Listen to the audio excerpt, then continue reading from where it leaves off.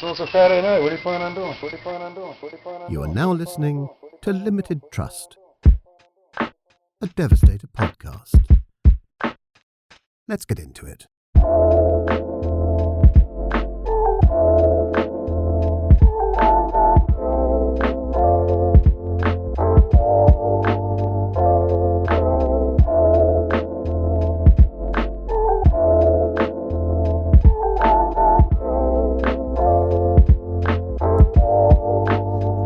Episode 61, Limited Trust, a Devastator podcast.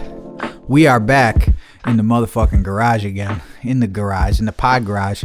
And I have a guest with me. You may have heard me refer to him on multiple occasions as under different names, such as Billy the Marine or Marsoc Billy. But here he is in the fucking flesh. Fresh off the road. What up, Kyle? Happy to be here, man. How you doing? It was good to see you, motherfucker. Good to see you, so, man. So I've known him. We were talking about it today earlier. I think it's about 20. Yeah. No, I don't know. I mean, because I'm not good at math, so I think it's about 20 years. And the reason why I'm thinking that is because I graduated in 04. You were there you were 06, right? Yeah, I graduated in 06, yeah. So if it was 02, that would have put me in 10th grade, but you would have been in 8th grade, though. I think about it like 9/11, man. Like, so 9/11, I was 13, and I know Right. I came to your school when I think it was 14 or 15. So it had to be right after that. Yeah. Because I started there in 9th grade, and I think the next year, I started in like 11th. Yeah. I think I went there in 9th. And then the next year, I was in a fucking 11th. Mm-hmm. I got fucking bumped. Did you? Yeah. So I think you and I had 2 full years together. Was right? it 2 full when you were fully at the school? Well, full at the school, right? So I came in 9th grade in the homeschool program, which was crazy. That was once a week, which was crazy, man. You know, and then that wasn't really working out. Homeschooling wasn't really working out, but I think I started there full time in 10th grade. In 11th grade. Oh, you started in 10th. Started in 10th. Well, fuck, man. And that would have put me full-time in a senior. Yeah, I guess it would have, huh? But damn. So either way, we're like close. Close. So 20 years, regardless. Been about 20 years. It's right around there. It's been fucking close. Years, and this motherfucker is funny as shit. And now, he's heard this story 100 times. And I always tell this story, too. So he's going to have to hear it one more time so I can tell you guys. So we had the homeschool program on Fridays. And what that was at the school that him and I were going to is kids who were homeschooled would come to our school to do extracurricular activities, gym, art, right? Like fucking music, whatever. So things you couldn't provide from like a home kitchen, right? You had to go to school to get. Exactly. So kids would come in and shit. And at one point it was before lunch. We were running around outside, fucking around, throwing the ball around out in the yard, in the schoolyard. And I was either going in to go to the bathroom or coming out or something. And everyone had their lunch bags and shit all lined up because right after that we would go to lunch. So I found his lunch bag and I take out this fucking beautiful sandwich. My mom probably made. His mom definitely made it because that shit looked like a mom sandwich. And it tasted like it too. And I took a big ass bite out of it. Like a mad big bite. Like a quarter of that shit. Nah, maybe not a quarter. But it was a big ass bite. And then I wrapped it back up and I put it in the fucking thing, right? I didn't say anything. So then we all go to lunch. We all sit at the same table, right? And he pulls out the sandwich, right? He looks at it with this big ass bite missing out of it. But he just like looks at it for a second and just starts eating it. He didn't even question it or nothing. It was so fucking funny. This big ass. And I said, dude, what the fuck, man? And he said, I don't know. I thought my mom got hungry when she was making it. Yeah, that's right.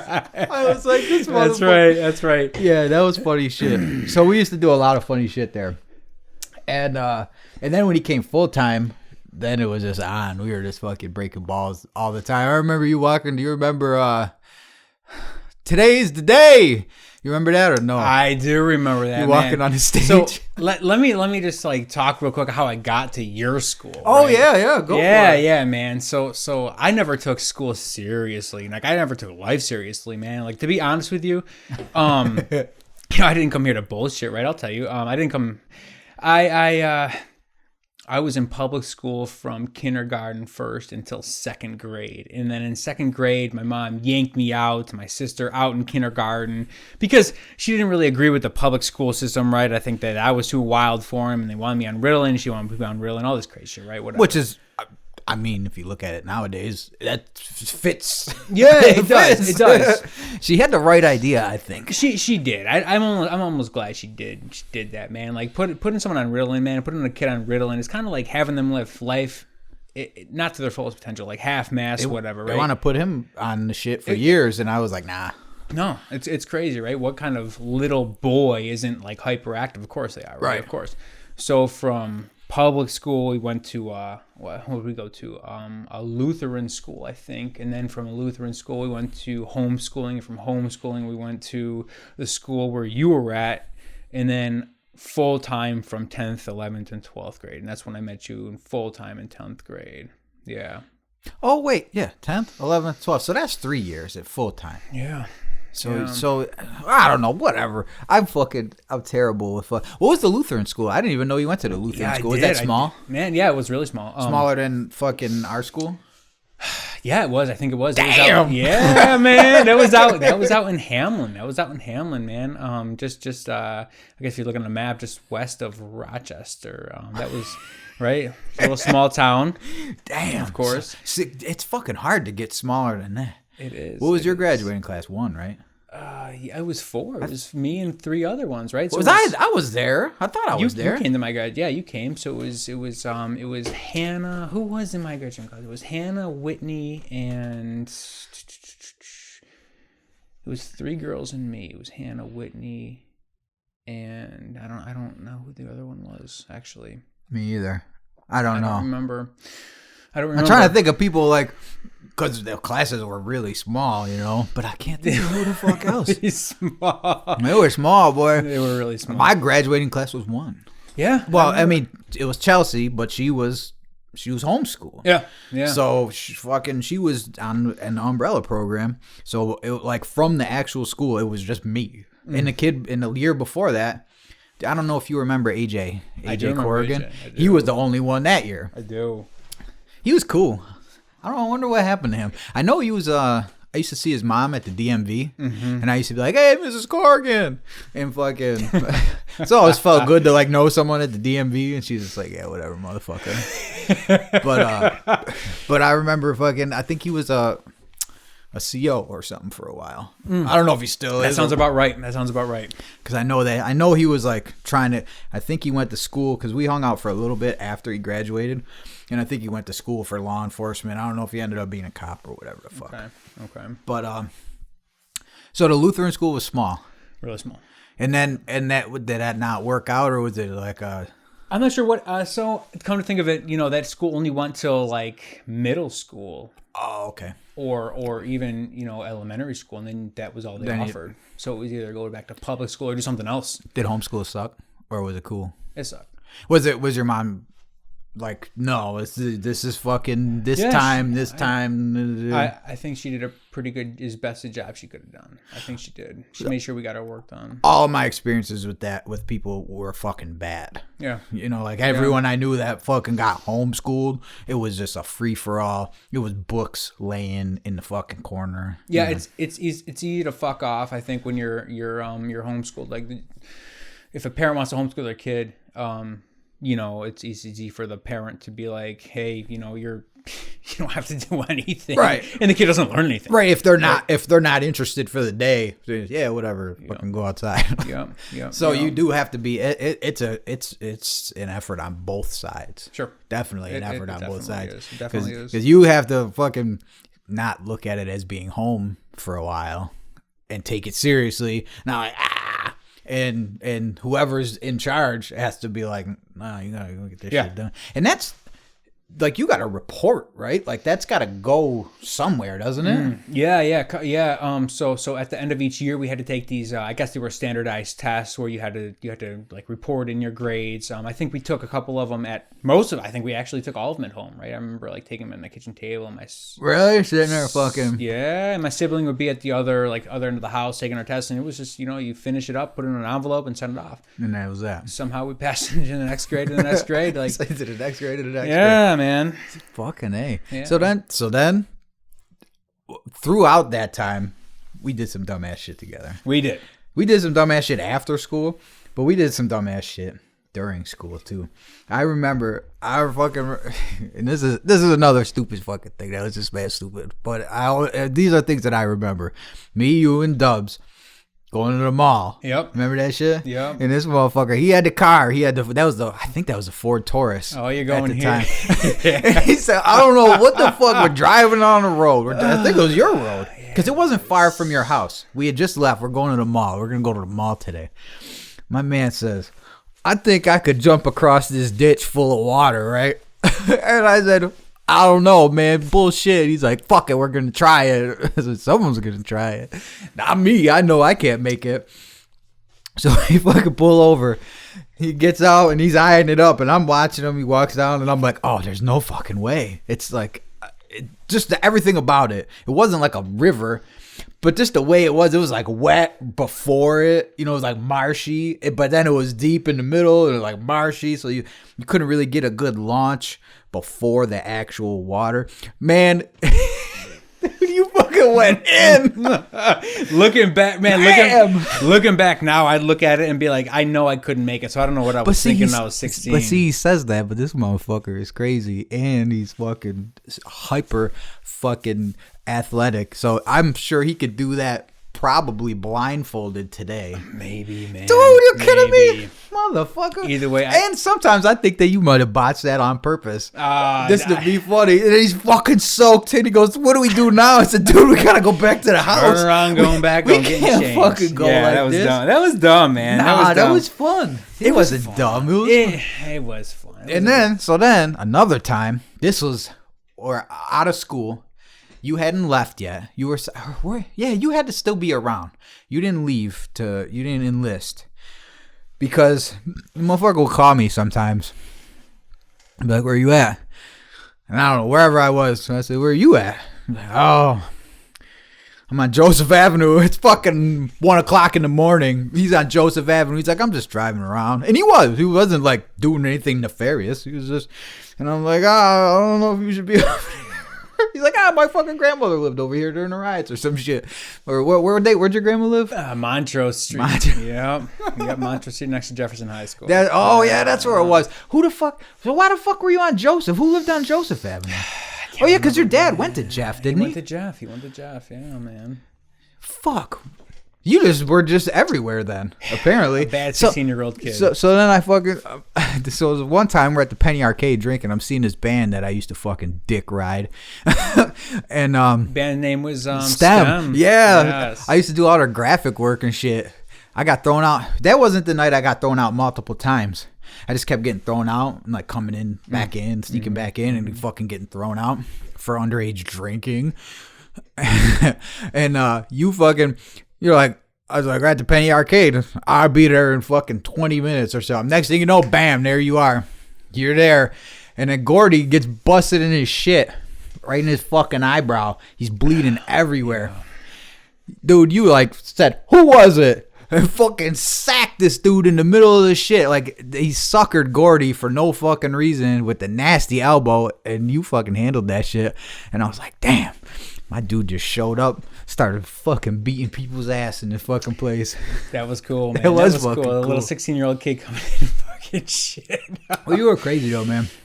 You were always like very athletic. I cared about my friends, man. Like, I know I appreciate that, but I really cared. I didn't true. want anything to. I didn't ever want anything bad to happen to my girlfriend or you or my friends. You protect everybody. You would never let anything happen. I don't think to anybody. No, I didn't want to. That you were with. I cared about my friends, man. And you were an animal.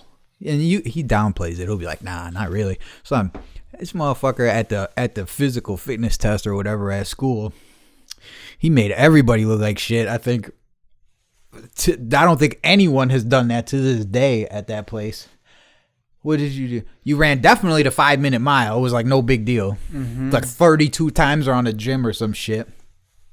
And you did all this in the same 40 minutes or some shit. Then they had us do some like sit up. You did hundreds, right? Hundreds or something, wasn't it? They said do as many sit-ups as you can. In like that's just stupid. So I just kept doing them. Everybody like just was like looking around. I went to lunch and I just kept doing them. And somebody was like, "All right, you gotta stop." Like it was no. And then did you? Was it a free hang or was it chin ups or was it one chin up or was it put your fucking chin in? How long can you? Hey, it was something with the bar. I remember. And you fucking just ate that.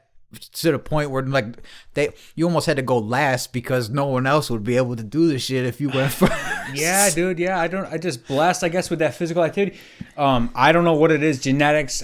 My dad, like growing up, like his thing was like splitting firewood and carrying wood into the house. We never even grew up with like we didn't grow up with much, man. So we didn't grow up with much. We didn't. We didn't have a furnace, right? So we had to cut and chop and split firewood and into the house. Like dead of winter, we didn't like. Basically, you were staying warm because you had firewood in the right. Right. Yeah. So I guess growing up, like he would have me and my friends do that, and so I was always carrying and lifting and since the beginning. Since the beginning. I'm gonna show you, man. I'm gonna show you something cool real quick. Yeah. Normally, I don't pull out the phone, but this is kind of falls into the same thing. You got your glasses on? I got them. That's my grandfather out there. Damn, man. That's him splitting wood. This was the other morning. He's 90. He splits it all by hand with a fucking sledgehammer and a fucking wedge. And he's just out there all day. You see this pile behind him? Yeah. So my dad's 78. So that means it's not going to ever stop, right? He's going to keep going. My grandma died not too long ago. And ever since then, I mean, he always wood. Sure. Fucking wood for everyone, himself. But now he's by himself for a lot of the time. Mm-hmm. He's like fucking addicted to splitting and stacking fucking firewood by hand. You know, he chainsaws them down to where you can move them around. Fucking dude, he's an animal. Yeah. He's fucking 90. That's just what he does for fun. So all those guys are like, definitely, they're not the same as us, because I think all their shit is rooted on like, oh no, like if I don't do this, we're gonna freeze to death. Yep. Like it's gonna be like this all the time. I think so. If not, you know. But really, we would have froze to death. Yeah, exactly. We literally didn't have a furnace. Right. That's what I mean. So I think like that core value is like, this has to be done. And I don't think that's breakable. You know, I think that's like that's a mindset of a survival, really.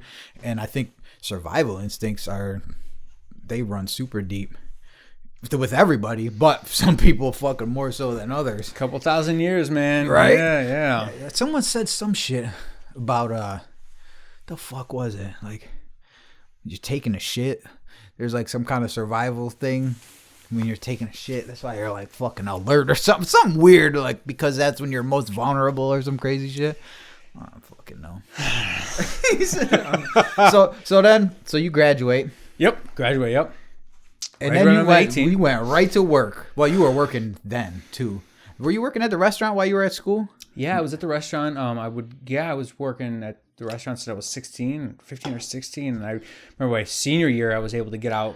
Had homeroom for the rest of the day after like 1 o'clock, so I was able to leave and go to work early. Nice. Yeah. So I graduate when I'm 18, and really didn't have much plans to go to college because I didn't take school seriously. Like I just wanted to get out, right, and just wanted to get a job and just really work hard. So I was working at the restaurant, and what else was I doing when I was 18? It wasn't long after that you got into you went right to construction, right? Or no? Or was there some shit in between there, little shit? I did. Yeah, I did. So I was I got into they were building an ethanol plant here in Medina. Yeah, boy. Yeah, they were building an ethanol plant here in Medina. My dad got me a job. He was working on that project.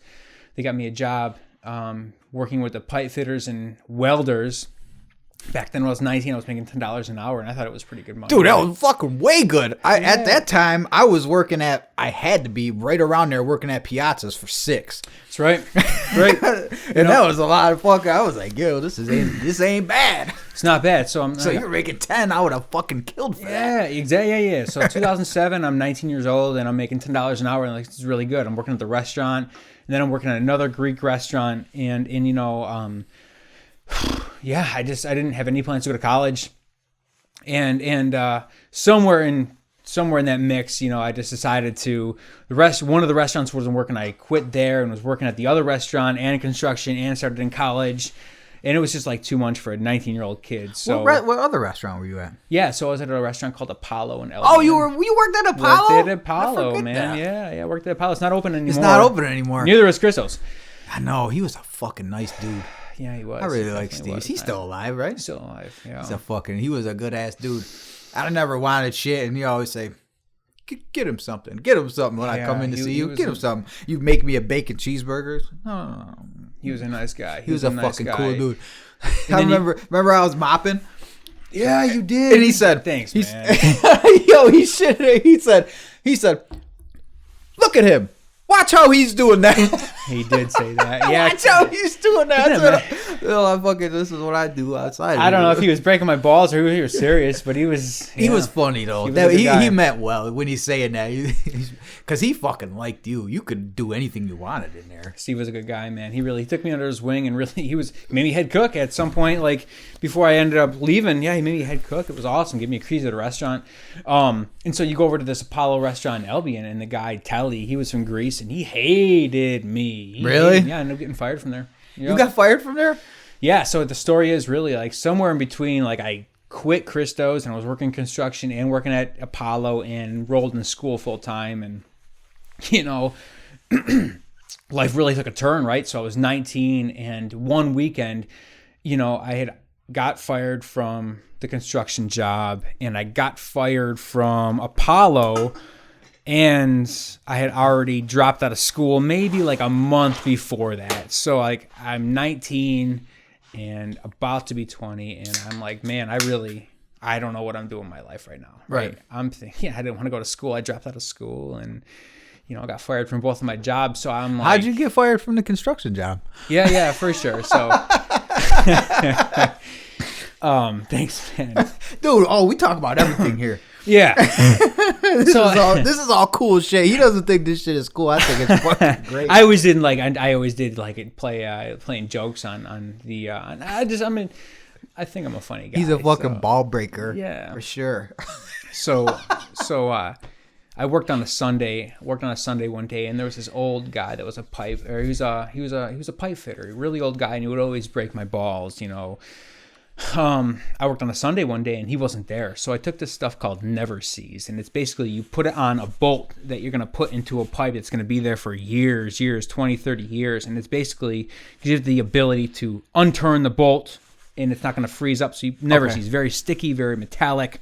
Oh, I know what you're talking about. Yeah. It's like a paste almost, Yep, right? exactly. Yeah. So I took this Never Seas and I put it under his I put it under his toolbox handle. So you know, Sunday I pasted it on, and you know, went back home, and Monday comes around, and I'm watching him. You know, he puts his gloves on. He opens his toolbox for Monday morning early. Probably was hungover or whatever.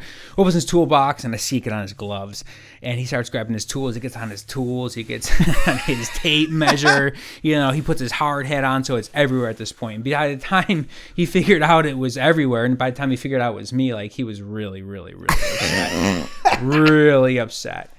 You know, and he was pissed. And if it wasn't bad enough, like, I think a couple days before that, I had taken a blowtorch to someone's hard hat, you know, when they weren't looking. Like, I melted the front of his hard hat, so there was a big hole in the front of it. You know, just acting like a stupid 19-year-old kid that liked to play jokes. They didn't have a care in the world. And you know, the foreman that was on the job saw that, and someone reported me, and, you know, they told me to go home and never come back again. You know, the end. I've only ever been told that at bars. Yeah, but even then, like, I don't know if I've ever been told not to come back somewhere. I can't think. I don't know. I've been thrown out, but then I've come back and been all right. That was it. But I never got banned. Yeah, man. That You was got banned. Got banned. That never come back. So I'm 19 and I had to drop out of school and I got fired from my job. And then I'm up 20 years old at this point, and I'm like, man, what do I do? So, at that point, I don't think I told my parents that I had dropped out of school. So I started Oh, you didn't? I don't think so. Dang. Nope, I don't think so. So I started partying a little bit, probably getting involved with the wrong crowd, drinking a lot, go to Canada and drink at 19. I had friends that could buy us alcohol and just having a really good time at 19, not really thinking about the next steps, what's gonna You don't ever happen. think of that. No, you don't, and just things just kind of are getting out of hand a little bit, But you had and I remember you shared this with me. I don't know if you don't have to share it or not, but there was a pivotal moment. You had something happen to you where it happened, and then you made that decision to fucking take the next step. Yeah, for sure. So, and I think this is important, or else I wouldn't even mention it, because some people never have that. You know what I mean? As bad as it hurt at the time, I think it was good.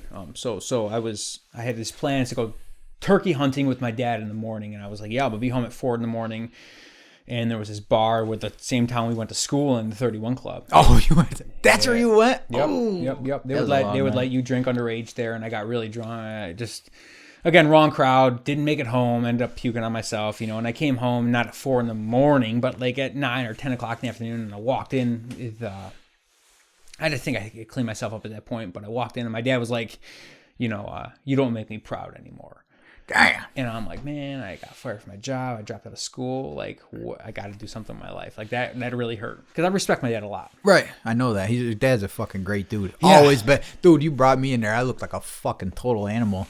And he always fucking, hey, fucking always happy to see me and shit. Yeah, you know? man. Like a super nice dude. You want fucking, something to drink, something to, Super nice guy. Yep. Yeah, so that was the moment where like I have to do something. So, whatever, I probably just walked into a recruiting station and asked what it would take for me to join, and they had me. I mean, I think I walked in December 23rd, I signed the papers, and I was in boot camp January 8th. Damn. It was quick. Damn. Yep. They had me run a half mile. No, a half mile. They had me run a mile and a half. Do some pull-ups and push-ups and crunches, and that was it. And they were looking at you like this. Oh, that was it. A nice thin young kid coming They said, in. here you go, motherfucker. They can run fast. Oh, you're going to make lots of money. Oh, yeah.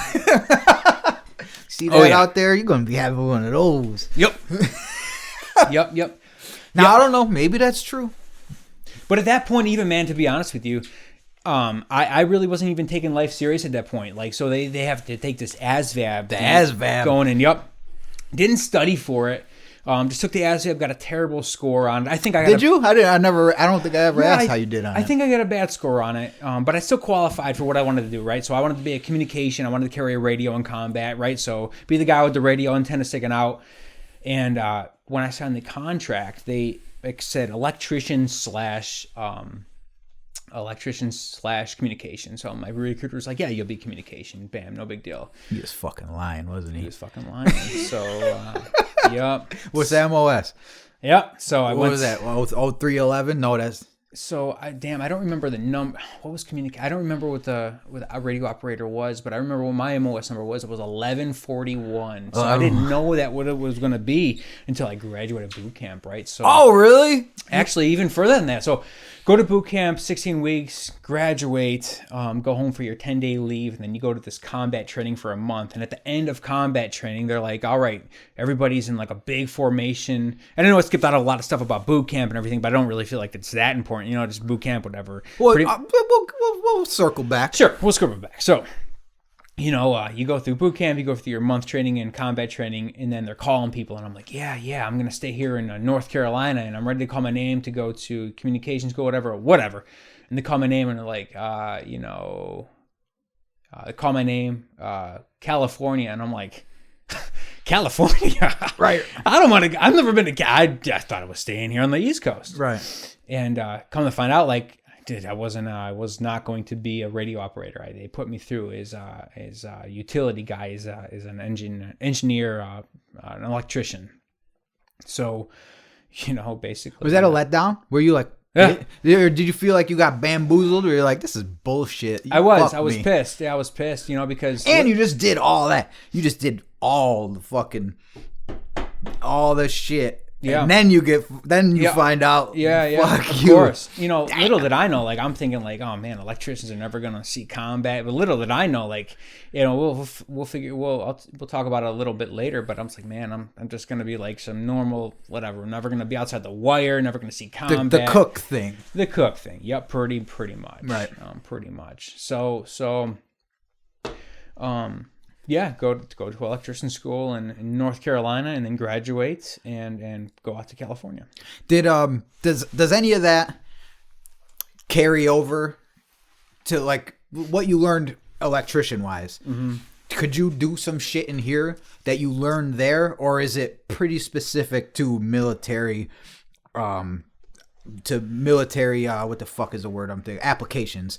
Yeah, so they definitely teach you what it is to be, an electrician, or what it would be to be your MOS. But beyond that, no way. Like, they don't teach you how to problem solve. They teach you like A to B to C. But if D occurs, right, like, hopefully it never occurs. Hopefully it never occurs. Yeah, basically, like, it's a basic school, right? So you are going into the fleet, as they call it. Like, you're graduating from your MOS school and going into the fleet, where you're going to be qualified to be deployed and serve your country in a different theater with the schooling that you received. But yeah, it's not very advanced training at all. No, you kind of like.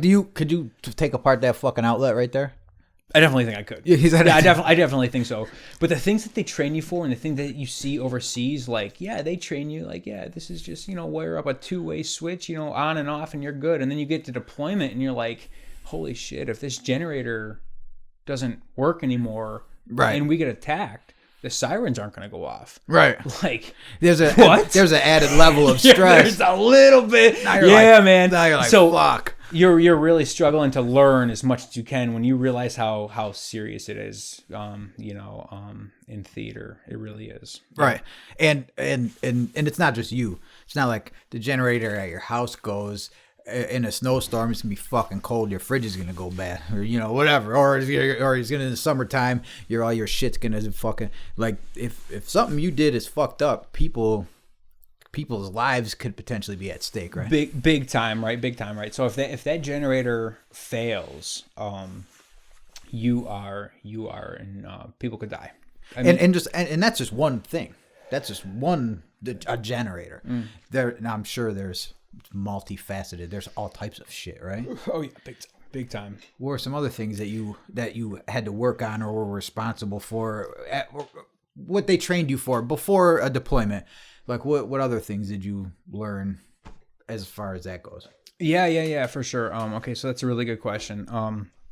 So electrician school, general mechanic school is pretty easy.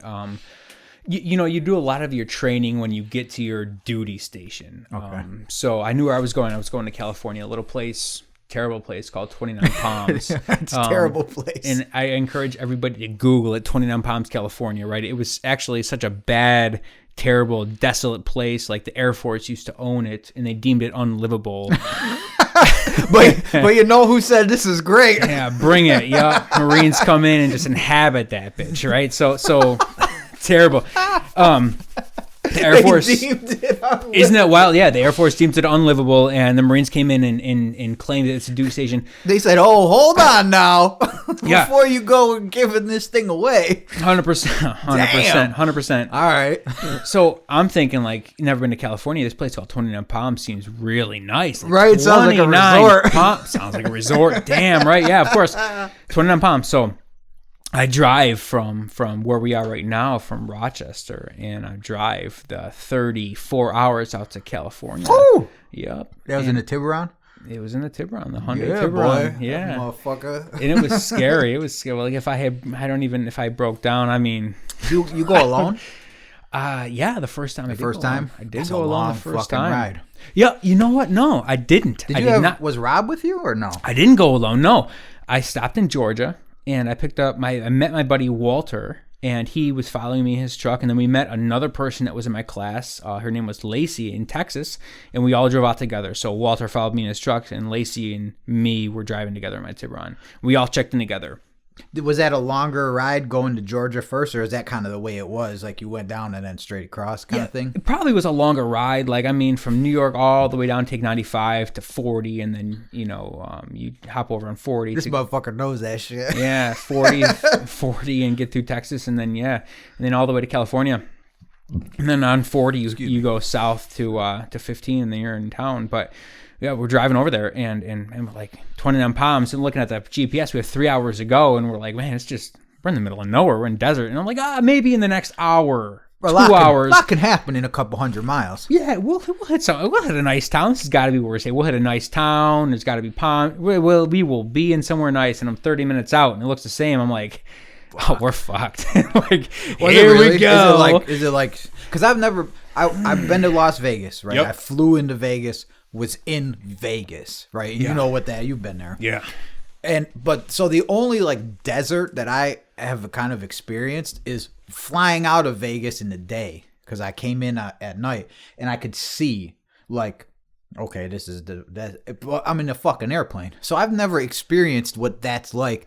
Is that where you were at? Is that like fucking, you're driving down these flat roads, like in the movies, there's nothing on either side type shit? Exactly. Yep. Exactly. Is it really? You are driving down on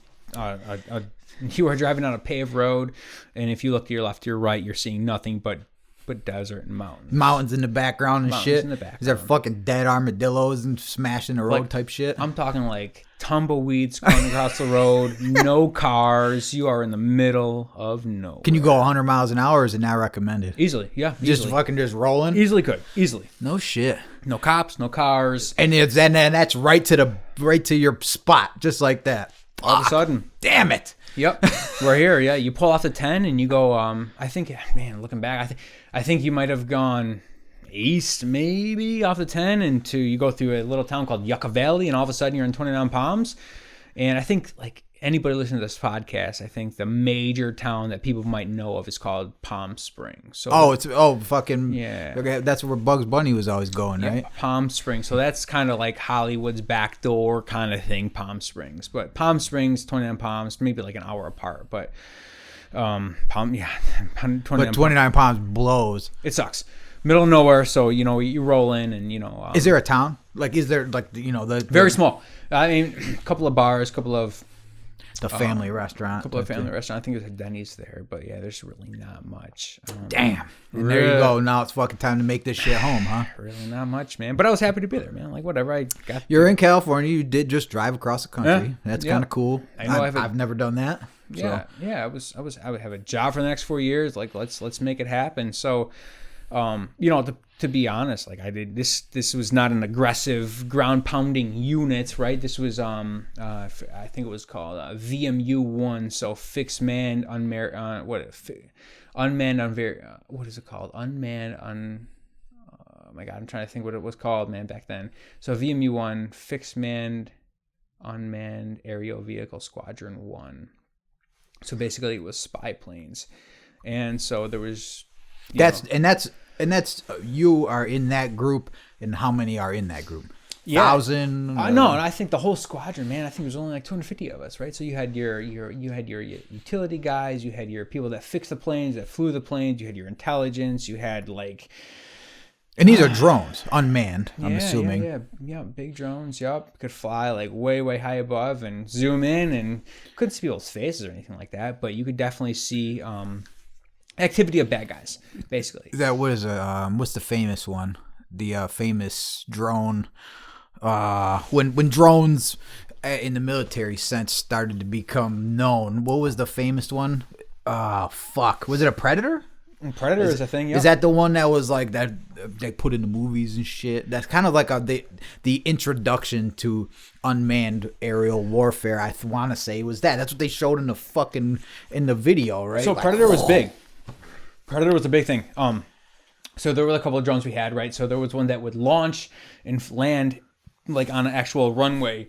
Yeah. That we had, and there were other ones that we could launch and they would fly into like this little rope that would swing around, and then you would catch it in like a little net. But either way, Oh, really? Yeah, it was pretty cool to see. But they were all like unmanned aerial vehicle squadrons, so like there was no chance of us ever shooting at an enemy or getting shot at. Like we were safe on base the first deployment. So 2010, like, hello, we're going to Afghanistan. And to be honest, like, wow, we're getting deployed. Like, what's this going to be like? And all of a sudden, like, we landed in this little base called Dwyer, Dwyer in Afghanistan. And we were there for 7 months and, like, flew some spy planes. I'm sure we helped some people out. And we left. We never left base. We never saw anybody in our unit ever saw combat. Was the base, was it large? Was it city scale? Like, what's that one called? Leatherneck? Leatherneck's huge. Yeah, I think it was like 65,000 acres, Leatherneck. No, we never even saw Leatherneck. We never left Dwyer, man. Like, but was Dwyer, like, was that comparable or no? Not. Dwyer was kind of maybe like I don't know to scale. It was huge. Maybe maybe an eighth or a quarter of the size. So Leatherneck is a massive fucking thing. Leatherneck was huge. You been there? Yeah. Oh shit. Yep. Leatherneck was huge. So you're there. You're at Dwyer, not Dwyer. Yep. And that's there. There's a runway. I'm assuming you're sending fucking units out, right? They're leaving from there, coming back there, kind of thing. Yeah. So I think we flew into Dwyer in I think it was I'm sure it was a C-17. We flew into Dwyer. So flew into Dwyer, and it's nighttime, and we land. We get off the plane. This is your first time? First time. 2010. I'm 23 years old. Flying to Dwyer, and I'm like, yeah, man, we're deployed. Like da da da da da. And everybody's like, yeah, I'm sure they're telling their family like we're deployed. Da da da. And and to be honest with you, like we never left Dwyer. Like it's just you're just there. Yeah, we're just there. We are supporting the forward deployed that were deployed. We're basically like we're hovering above them in a spy plane and being able to provide intelligence to them on the ground and letting them know where the bad guys are so they can do their work. But yeah, a lot of people, and not in our unit obviously, but a lot of people that would go out the grunts, there were funerals daily in Afghanistan. People that were getting killed outside the wire and coming back in a coffin, and we'd go and unfortunately, we'd see them get on a plane and salute them, and yeah, it was terrible. Like people were dying every day. What at Dwyer, was it just the unmanned unit, or was there all kinds of shit going on there? There was all kinds of shit. Yeah, we had our spot in a little tiny portion of the base, but there were other units there for sure. There was just all kinds of, I'm guessing. Yeah, for sure. Where is that located in Afghanistan? Like, is it the middle? Is it off to the fucking northern? Yeah. So if you look at Afghanistan on a map, right? If you're looking at a map and Google Maps, if you're looking at the Helmand Province all the way to the southern portion of Afghanistan, Helmand Province is the most kinetic, where all the bad guys are, right? That's where we were. And I heard a lot of bad things about Helmand Province. Helmand is bad. That's where all the bad guys from Pakistan and Afghanistan went to fight the Americans, and we were poor. So I just look at it on a map, man. Google Map, Dwyer, you'll find it. It's right there. Southern Helmand? Southern Afghanistan. Okay. You'll find it. Yep. Oh, shit. All right. So you went, that was 7 months. Was it a lot of thumb twiddling, or were you busy? Was there... Because I talked to you on Skype a couple times. You did. Shitty ass connection. Yeah, all the time. Well, that was probably me as well. But I mean, there's a fucking lot going on. And I remember I used to call, and I used to know because it was like a bugged out ass phone number. It was like fucking 999999999. That's right. And I'd be asking shit, and you just like wouldn't say anything. Sometimes you'd be like, "Yeah, so," I'm like, "Oh, you fucking tell me some shit." And you're like, "Yeah." Anyway, how's everybody? Yeah, man, for sure. Right, for sure. So there was this thing called River City, right, when you were deployed. And River City was basically if somebody died, all the phone lines and internet connection would be cut off, which means like... Really? Yeah, River City. So they didn't want somebody's parents to find out that their kid died before they were ready through channels. Ready to find out the right way. Gotcha. Right. So they cut out all communication. That shit would happen all the time. A lot of people were dying. And these motherfuckers, dude, these people that were never leaving the base and, just there to be deployed and just whatever, they were fucking bitching about it. Like, motherfucker, the internet's down today. And everyone knows why. Yep. He said they were bitching about it. And I can't believe it, man. Like, these motherfuckers, like, you just someone died, man. You're fucking pissed 'cause you and can't it's somebody call home or get on the fucking- internet. It's one of your people. It's not like just someone. Yeah, it's someone that was there with you guys, or in It's pretty bad. Yeah, it's pretty bad. But it happened all the time. Yeah, Now, man. did you personally end up getting callous to that, just in general, because it was so frequent? Was it just like, oh, damn, or did you were you always kind of involved in your heart, kind of thing? You know what I'm saying? Like like a fucking coroner. Eventually, it's just fucking things in the way, bodies and shit. So. Yeah, for sure, man. Like I felt bad every single time it happened. Really, Like, you stayed connected. It sucked, man. Like, you know, because that could have been me if I signed up for a different MOS. That could have been me dying. You know, right. Thank God it wasn't. You know that I felt terrible every single time the internet was out, or every single time like. You know, I saw a coffin going on a plane. Like, man, that really sucks. Someone else is dying for our country. You know, it's rough. It's got to be rough. It's and, rough. and fucking and other people don't take it very seriously. I'm assuming you've seen people just, like you said, fucking internet's out. It sucks, man. It really sucks. You know, but either way, you know that deployment was real easy. It was really easy. You know, we were there for 7 months and you know, packed up and. You know, we went home. And it was there secret shit going on there, or like I know now you're pretty removed, but is there things? Yeah, there's some in the cooler. Like I don't know if you want to like ice or like just kind of. Hey man, it's cold. It's cold. November in New York, brother. Fucking A. What was there shit that like? And it's kind of cliche to say like I can't talk about that, but was there things like where you'd be like, oh yeah, this is something that's not general knowledge that might not be a big deal now, or just being our, you know, was there different shit going on there that you knew about that, or was it pretty standard kind of? So I think a lot of thing that has to do with intelligence and secret things are so if you say something is secret or top secret, it is because when we walk through, for instance, we walked through the store and I said, hey man, don't tell anybody this is the next 24 hours. Mm-hmm. So that's considered like classified, top secret, don't tell anybody. But 10 years down the road, like anybody can know about that. Right. So was that kind of thing going on then? Yeah, of course it was. You know, yeah, we had intelligence on certain buildings and certain people, like nobody could know about it. But then 10 years later, 20 years later, we can talk about it now. Sure. Right. But so, some of those people are fucking, some of those places even are probably don't even exist. They don't exist. You know what I mean? Like kind of fucking, so you were privy to some kind of shit. Sure. Like I'm assuming positioning. Yeah, of course. Everybody there was required to have at least a secret clearance, right? So, and that's positioning of your own people, which is got to be somewhat classified, and an enemy, right? Yeah, for sure. So you'll appreciate this, right? When I know that they look back on me since I was 16 years old till the present, when I was before applying for a secret clearance, and I know that your name was mentioned in that paperwork. Get the fuck out of here! Yeah, sure was. They wanted to know everything, so I told them everything, right? So and all of a sudden, you know, I had that paperwork and secret clearance, right? They looked at everything.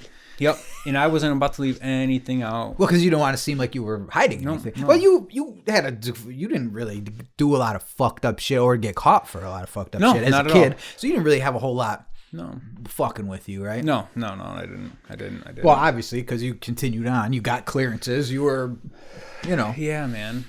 So then you come back. It's done. Time is it now? When you're 2 weeks away, are you like, yeah, bitch, I'm getting the fuck out of here, or are you like, oh, this, I'm let down. I wish this was different. I wasn't, because the people that I was with,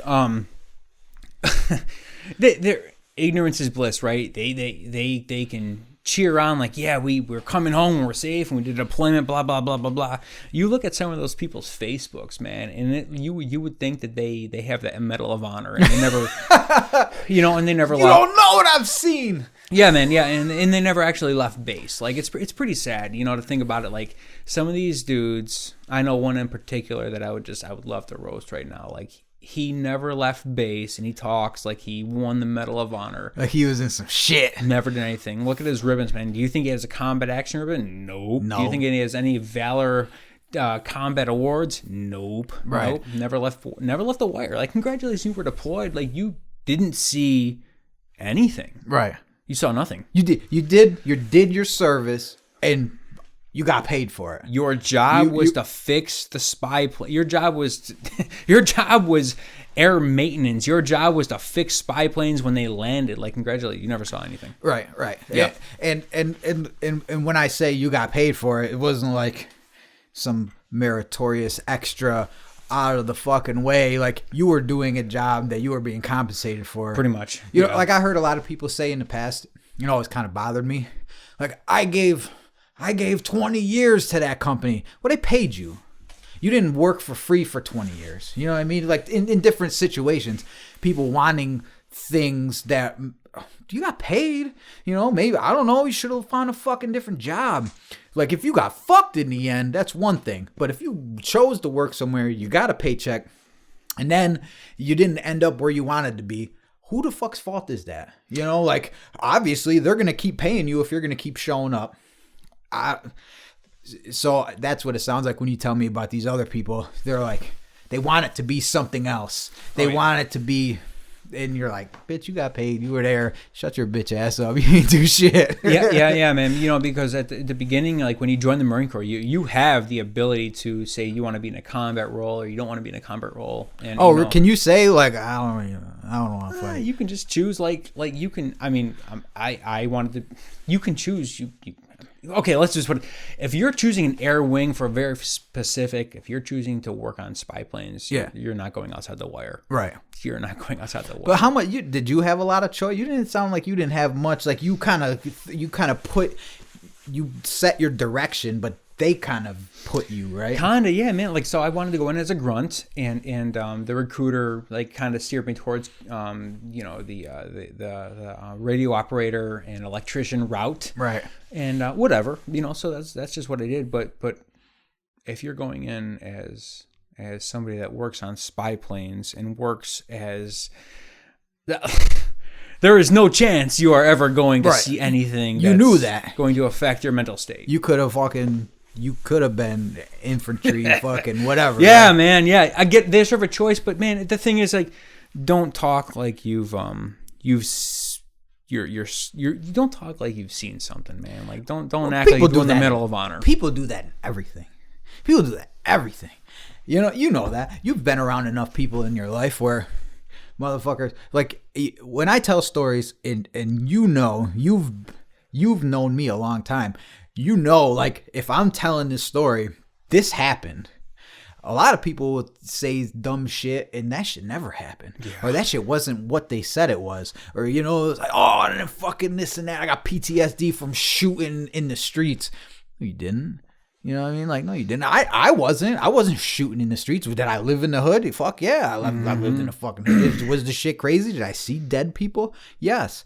Did I make dead people? No. Did I move out of the city and then fucking assault people and try to kill people? Yes. Yeah, man. Yes.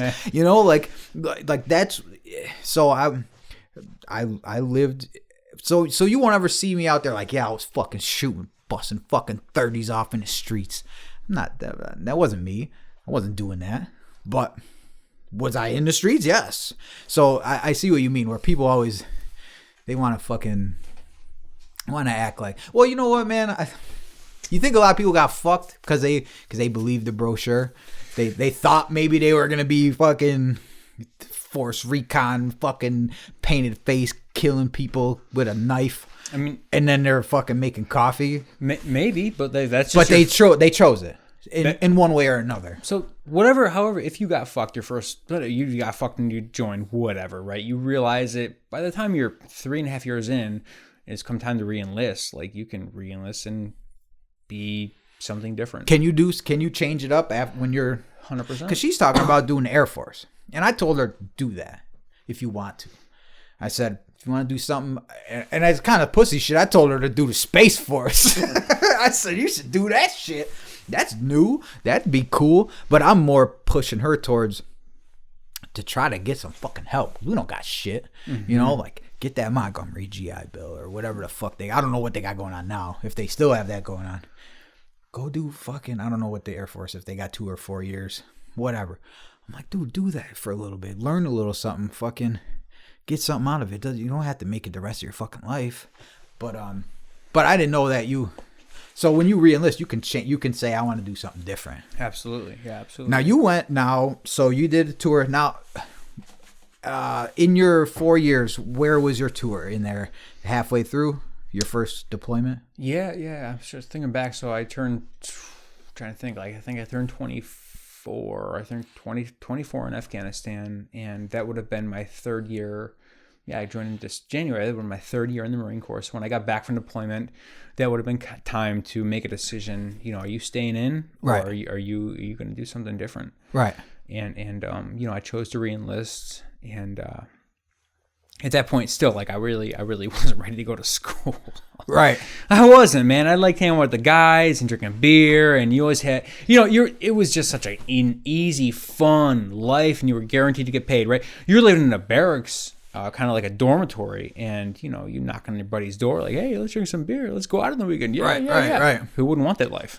Now, so you got back. How much longer did you have to make your decision about re-enlistment after you got back from your first deployment? Like a year that you were back to regular living, or were you almost done? So if I can remember correctly, like you have to apply to re-enlist because people get denied. You have to apply to re-enlist. Oh, really? They'll say like, this they ain't do. for you. If you have oh, a, shit. Oh yeah, easily. Yeah. So if you've had a triple pass or gotten in trouble in the military, like they will deny you. So oh shit, I didn't know that. They will. So I applied immediately to re-enlist, and got accepted. And I know I re-enlisted. Man, I'm trying to think. Like I would have gotten out in December of 2024, December 2024, and I re-enlisted in September of that year. So I guess 2014. Yep. No, 2014. So I re-enlisted in 2024 is fucking next 2024, month. Man, what am I thinking? That's what I was saying. It was 2014, right? Would have been? No. So I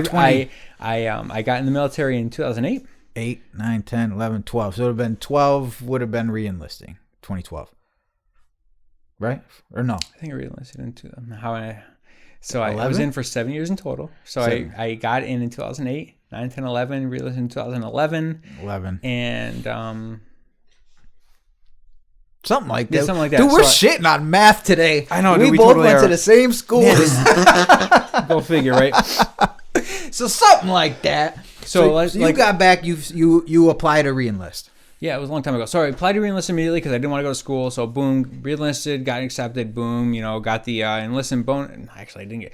So people talk about like they got a bonus for re-enlisting, or they get a bonus for signing into the military. 20,000, 40,000. Dude, what I got for re-enlist, I got nothing for joining the military. I got nothing for joining the military, and what I got for re-enlisting was 7 days of leave. 7 days of leave. So how much are you making a week, would you say? A week, man. I can tell you what I was making a month. I mean, oh, okay, all right. So let's just do I'm sure we could come up with some kind of quick math. What was a month? I'll tell you the most I ever made in the military was $1,500 every 2 weeks, tax free. Okay, so that's 1,500. So what's that? $750 a week breaks down to be about. So they gave you your re-enlistment bonus was about $750 tax free. That's it.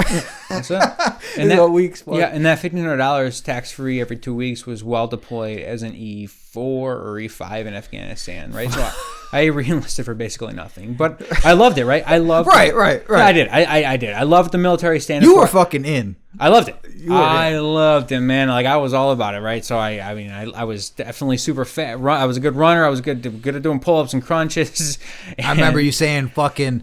I can't remember what it was. And they weighed your fucking ruck, and yours was like what, fucking 90 pounds over or some shit, or you fucking stuff. It was like something ridiculous that you did because you wanted to. Yeah, I get it. Fucking hardcore. I just wanted to set that example for people that just weren't really good at anything. Some people, it's not for everybody. No, it's not. Did you come across people where you're like, oh, this shit isn't for you, dog?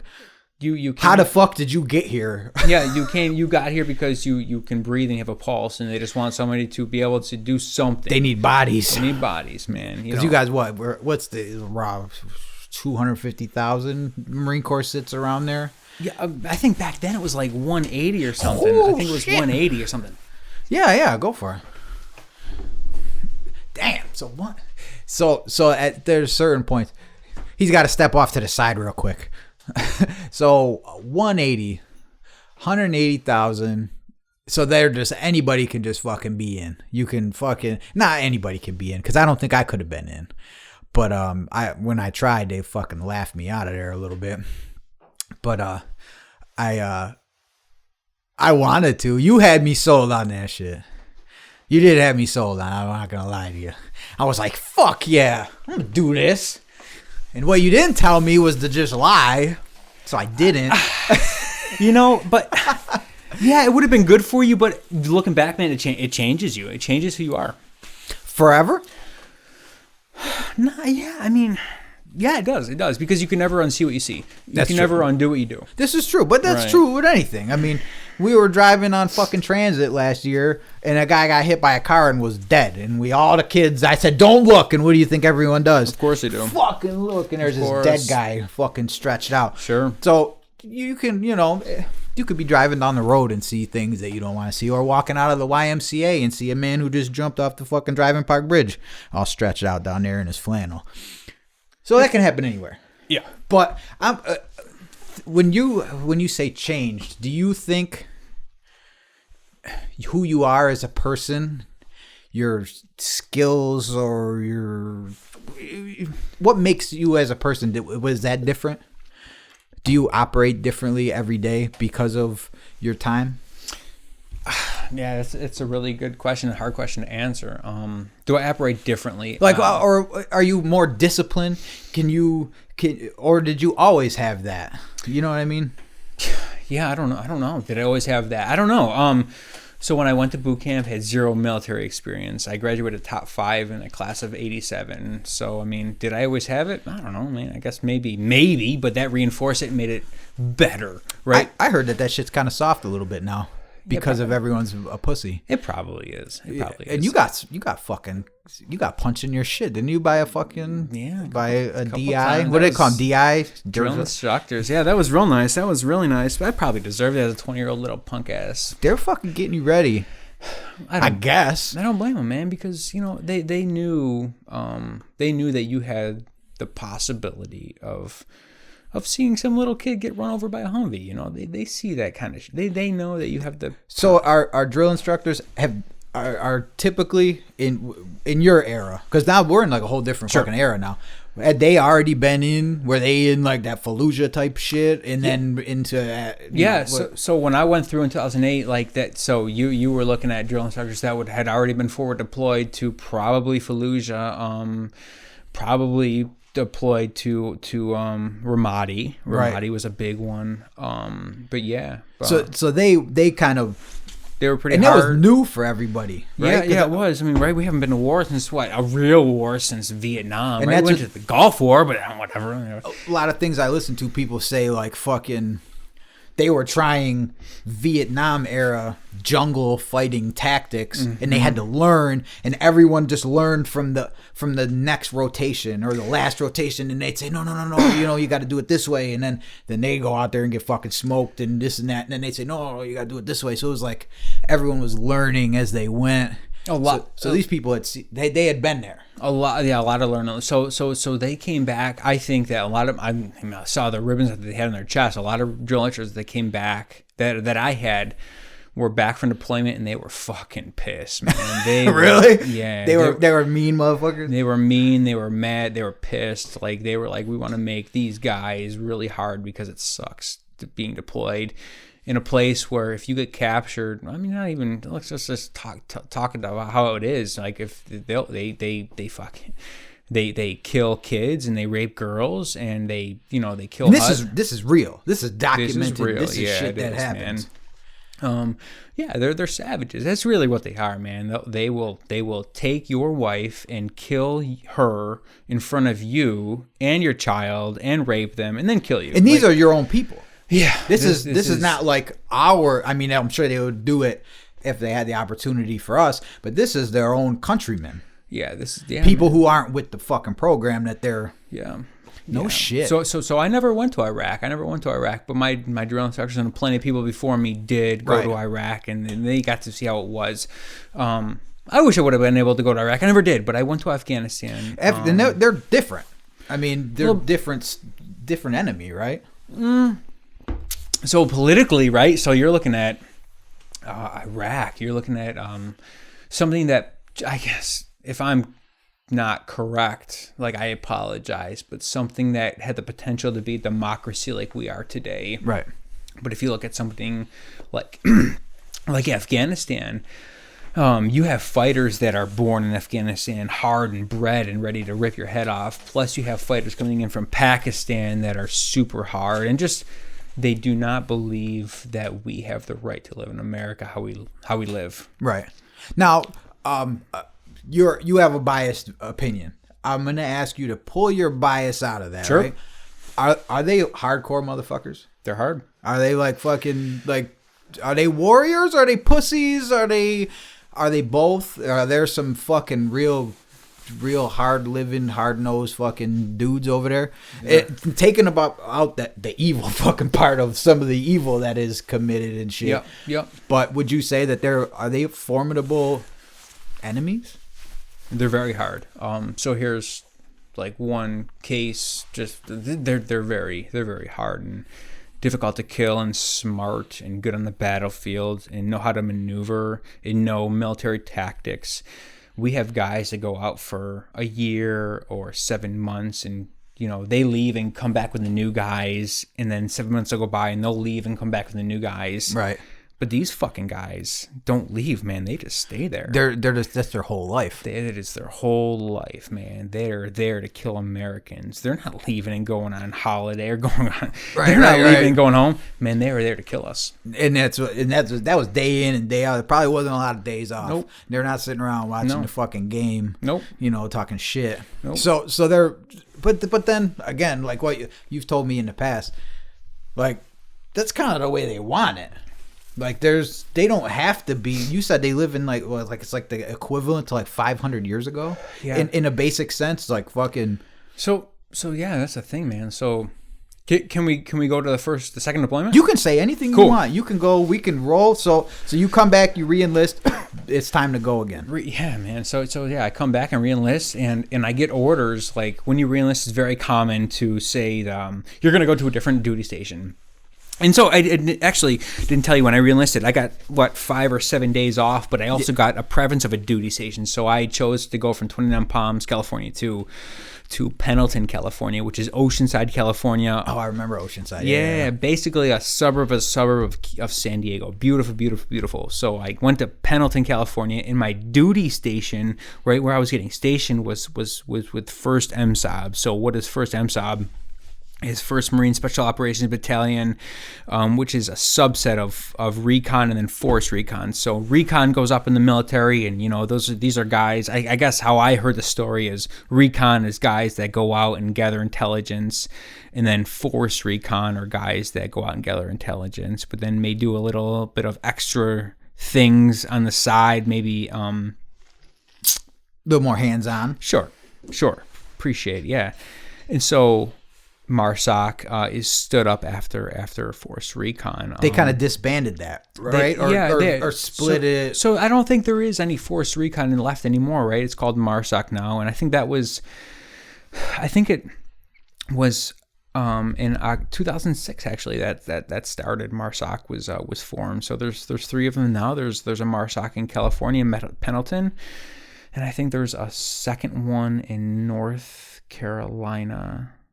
And I think there was a third one. I'm sorry, I don't remember exactly, but I was with 1st MSOP, 1st Marine Corps Special Operations Battalion, right? And MARSOC is Marine Special Operations Battalion. 1st MSOP. So MSOP, but MARSOC is MARSOC, Marine Special Operations Command. Okay, that's right. Yeah.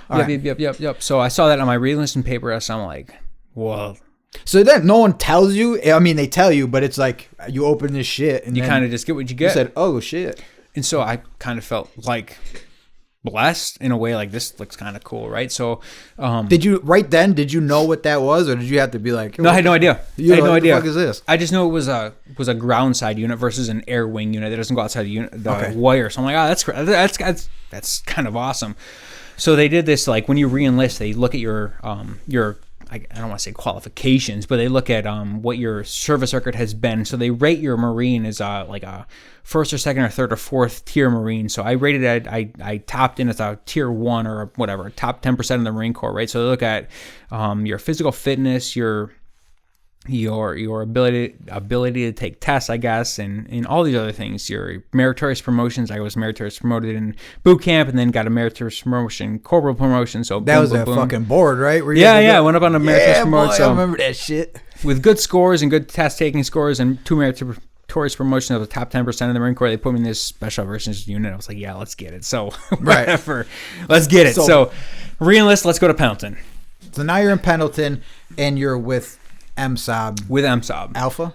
Yeah. So yeah. Looking back, yeah. So let's before that. Okay. So you get in this unit and check in, and it's like totally different, right? Everybody like just always looks like pissed off, and they have long hair and they have beards, and I'm like, man, this is way different than the air wing, right? But Right. this is awesome. Like You said everyone always looks pissed off. Yeah, man. But you think like this is what I joined. Here the it military. is. Yeah, exactly. This is what I joined the military for, right? So I guess we can fast forward to you. No, you can fucking back. Yeah, whatever, Reel right? it back. Really? So you do your So day. you show up, everyone's pissed off, right? Yeah, you do your day to day. You check in, report in your alphas or whatever. Blah blah blah. When do you know, like, all right, this shit's gonna be serious? Like, So, aside from everyone, that's looks, a really good question, right? That's a really good question. So when I remember walking into something called the head shed, right? So it's like their main building of where like the offices are, like their corporate, I guess you can say, quote unquote, corporate offices are in the military, in the 1st Marine Special Operations Battalion. Yeah. And everybody that was walking around and that was in dress uniform had like a stack of fucking ribbons on their chest. Like, damn. And you're to the point where you can look and see what that shit is. Like, Yep. it's So like, I can walk by and like look out of my right of my eye and like, oh my shit, like this guy's got a fucking He's Navy stacked up. Cross and He's a got- combat V and combat action ribbon, and holy shit, like these guys are stacked with ribbons. Like, that's pretty impressive. and now you've seen that, but not everybody. Yeah, no Like, no you've way. seen it here and there when you were at your first shit, but now it's Yep. like, fucking, these are the guys I'm with. You see it, yeah. All right. You do. Damn. You do. Okay. So now you're going, fuck. Are Yeah. you like trying to hide your shit? Yeah, because I mean, what did I have? I mean, I was deployed once and didn't see any combat or whatever, so that was cool. And they're looking at you too, like, all right, this guy's green. Yeah, As far as definitely green. Definitely our green. shit. Yeah, so they wouldn't even talk to me for sure. Really? Oh, we wouldn't. No way. No way. And I don't blame them. Like, I had nothing to contribute to them. Why would they talk to me? Right. It's and that's with anything. The Sure. new guy. You're the Sure. fucking new guy. Sure, 100%. So, My man. yeah, man. So right off the bat, I guess PT physical training was a little bit harder, and they ran further and then faster, I guess, and did a lot of pull-ups and blah blah blah. Right. All that Marine Corps bullshit, groundside unit shit. Okay. And as you were with that unit, you had options to go to jump school, and you had options to be a dog handler, and you have a big opportunity to be deployed. And I'm like, I didn't know if I was ever going to be deployed. And all of a sudden, like one day came and my gunnery sergeant was like, hey, you're going to be deployed. So you're going to all these schools now. And I'm like, okay, School time. Yeah, school time, right, for sure. So I'm like, what does it mean to be deployed with Special Operations Unit? I have no idea. And so you're going to be with Company Alpha. And I'm like, well, what does Company Alpha, 1st Marine Special Operations Battalion, mean? And so back in 2000 and I guess it was New Year's. I guess I did spend 2012 to 13 over there. So back in 2011, it was the most decorated unit in the Marine Corps, the most decorated company in the Marine Corps. Was the one you're in? Yeah, 1st Marine Special Operations Battalion, Company Alpha was the most decorated company in the Marine Corps. So Now that's the one with the fucking stars around it. Is that yeah, am I so thinking? that's the one. Yep. Yeah, yep, boy. Yep, with the skull in the middle. Yeah. Yeah, it sure is. It sure That is. shit is So- fucking. That shit looks nasty. Yeah, it's for sure it's nasty. So the work up to get on that deployment, right, it was a whole year. We had a whole year of training before we actually deployed. Oh, so they tell you you're getting deployed, and that's not you. Now you got to start schools. Now you got a year. Mm-hmm. Damn. The whole year of training, basically. Whew. So one of the school, I got to go to something called SEER school. So Survive, Evade, Resist, and Escape. SCRE. Yeah. SEER school. So, we signed this like document. We can't talk about it. Basically, like, you just walk a lot and you don't eat, and then you get captured and escape. Like, the end. Now, you told me about this shit's way cool. It's very cool. It's like fucking... And I don't know if I ever asked you this. Is there a way to win?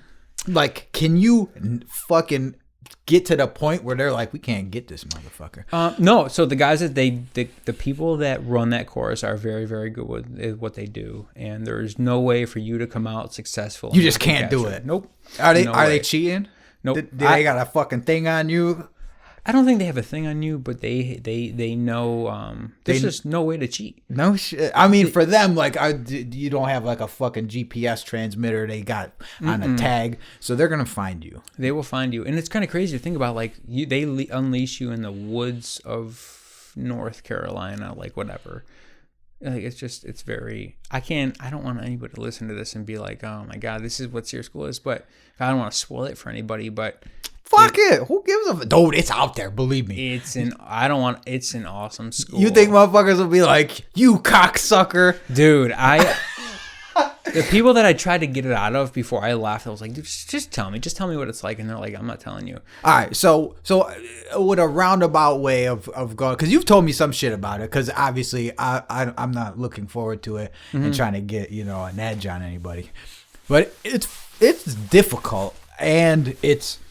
grueling, and it's mentally straining, right? It's like all these things. It's all mental, man. Like, just like boot camp, just like any other training you do in the military, it's all fucking mental. Oh yeah, what do they say? It's like a 95% mental, 5% physical. Yeah, fucking. Like, yeah, if you can run 5 miles or whatever, but you're gonna get caught. You're gonna go to that next phase.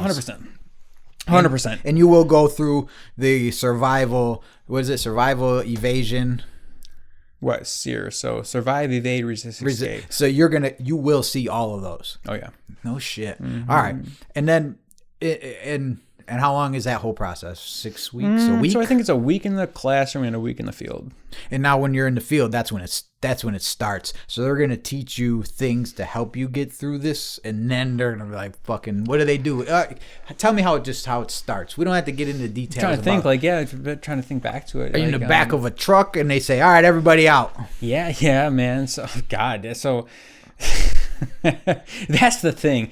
Had anybody told me about this prior to me going, I would have been like, yo, so I'm not going to be surprised when this happens, so I know it's going to be okay. But there are cases when you just are in a van and everything's cool and it's nice and warm. And that's nice and cold and tired and everything's good. And all of a sudden, like, you just open one of your eyes and look out the window because you're in the back of the van. Like, where are we?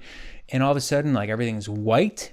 And all of a sudden it gets really cold and people are putting bags over your head. And all of a sudden you're getting marched out like you're, it's just... Is it friendly when they put these bags on your head? No, or are you fucking, yep? Yeah, it's just not where you want to be. Damn. And they make it, it's just a really well put together school, And I don't want to spoil it for anybody, but it's awesome. So that's just part of it. Like, so SEER school, whatever. Well, so when you did that, I was at the garage talking shit with a dude from the Navy. It was kind of like standing there, and I was telling Steve, you had just got done with it, and I said, fucking, he just got done with SEER, and the dude, this other guy, was like, he did SEER, and I said, yeah, and he goes, oh man, that's fucking crazy. Like, he was like, you could tell he was like, he didn't want to keep telling his fucking stories, and just at that one little mention, I was like, yeah, he just got done with that shit, and he was like, oh well. Some random dude. He was like, it's fucking. So right then I was like, yeah, that shit must be serious. No, it was really cool. It was a really but it's just like anything, man. Like, did you learn anything? Yeah, you did. Yeah. All right. So SEER, okay. Is that a pass fail? Yeah, I think it is. Is it? It probably is. You fucking passed, I'm assuming. Yeah, I don't think anybody, man, if you fail, I mean, like, I don't know if, maybe you could fail probably if you just, you did something stupid or ran off or something, you probably could fail, but, right. If you ran off or some shit. What's the shit? I don't think it was nothing that you were doing where they fucking got the town involved in it and you got to like talk to the townspeople and everybody knows that this shit goes on in this town and they got this fake money and all this shit. I don't know. That's some other shit. That might be some army shit. But I read about this whole shit where it's like a town that's normal. It's like here, but then motherfuckers are coming in. You know what? Actually, come to think of it, there is a portion of Sear where you do go out in a town, but it's not like you kind of just go out and try to evade capture. Right. But none of the townspeople are involved. Oh, really? No. Yeah. This whole shit that I was reading about is like, you got it. They're not playing a role. I want to say they're not playing a role, but they're like, and I think what happened, what ended up making that be talked about was someone got fucking killed by, I don't know if it was the police or if it was by someone who was afraid protecting their property or something like that. But someone ended up getting killed, and they're like, well, what the fuck? Why is this guy getting killed? And they said, well, you know, they're on this thing where they got to fucking, you know, do this shit. And this guy must have not been in on it because he fucking killed this soldier. Or I don't know I don't think it was a Marine. I think it was like an army thing. Anyway, whatever.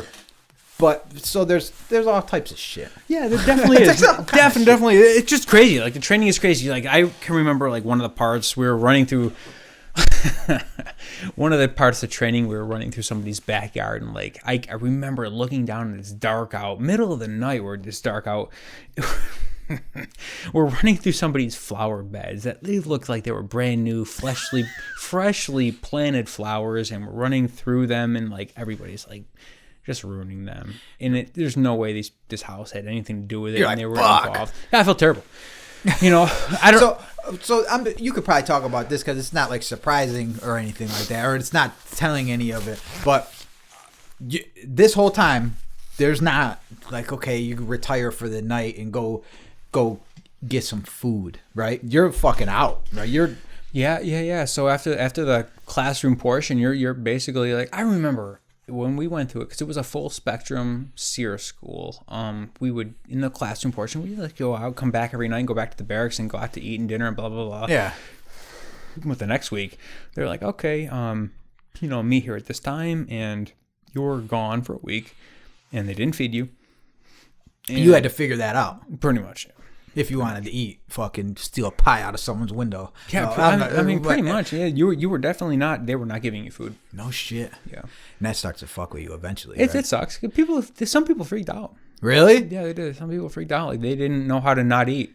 You know, No shit. there were some fat people. Like there were definitely some fat people. They just were like, you could tell they were comfortable. They were comfortable I guess, eating all the time, and they were very uncomfortable if they didn't have a meal.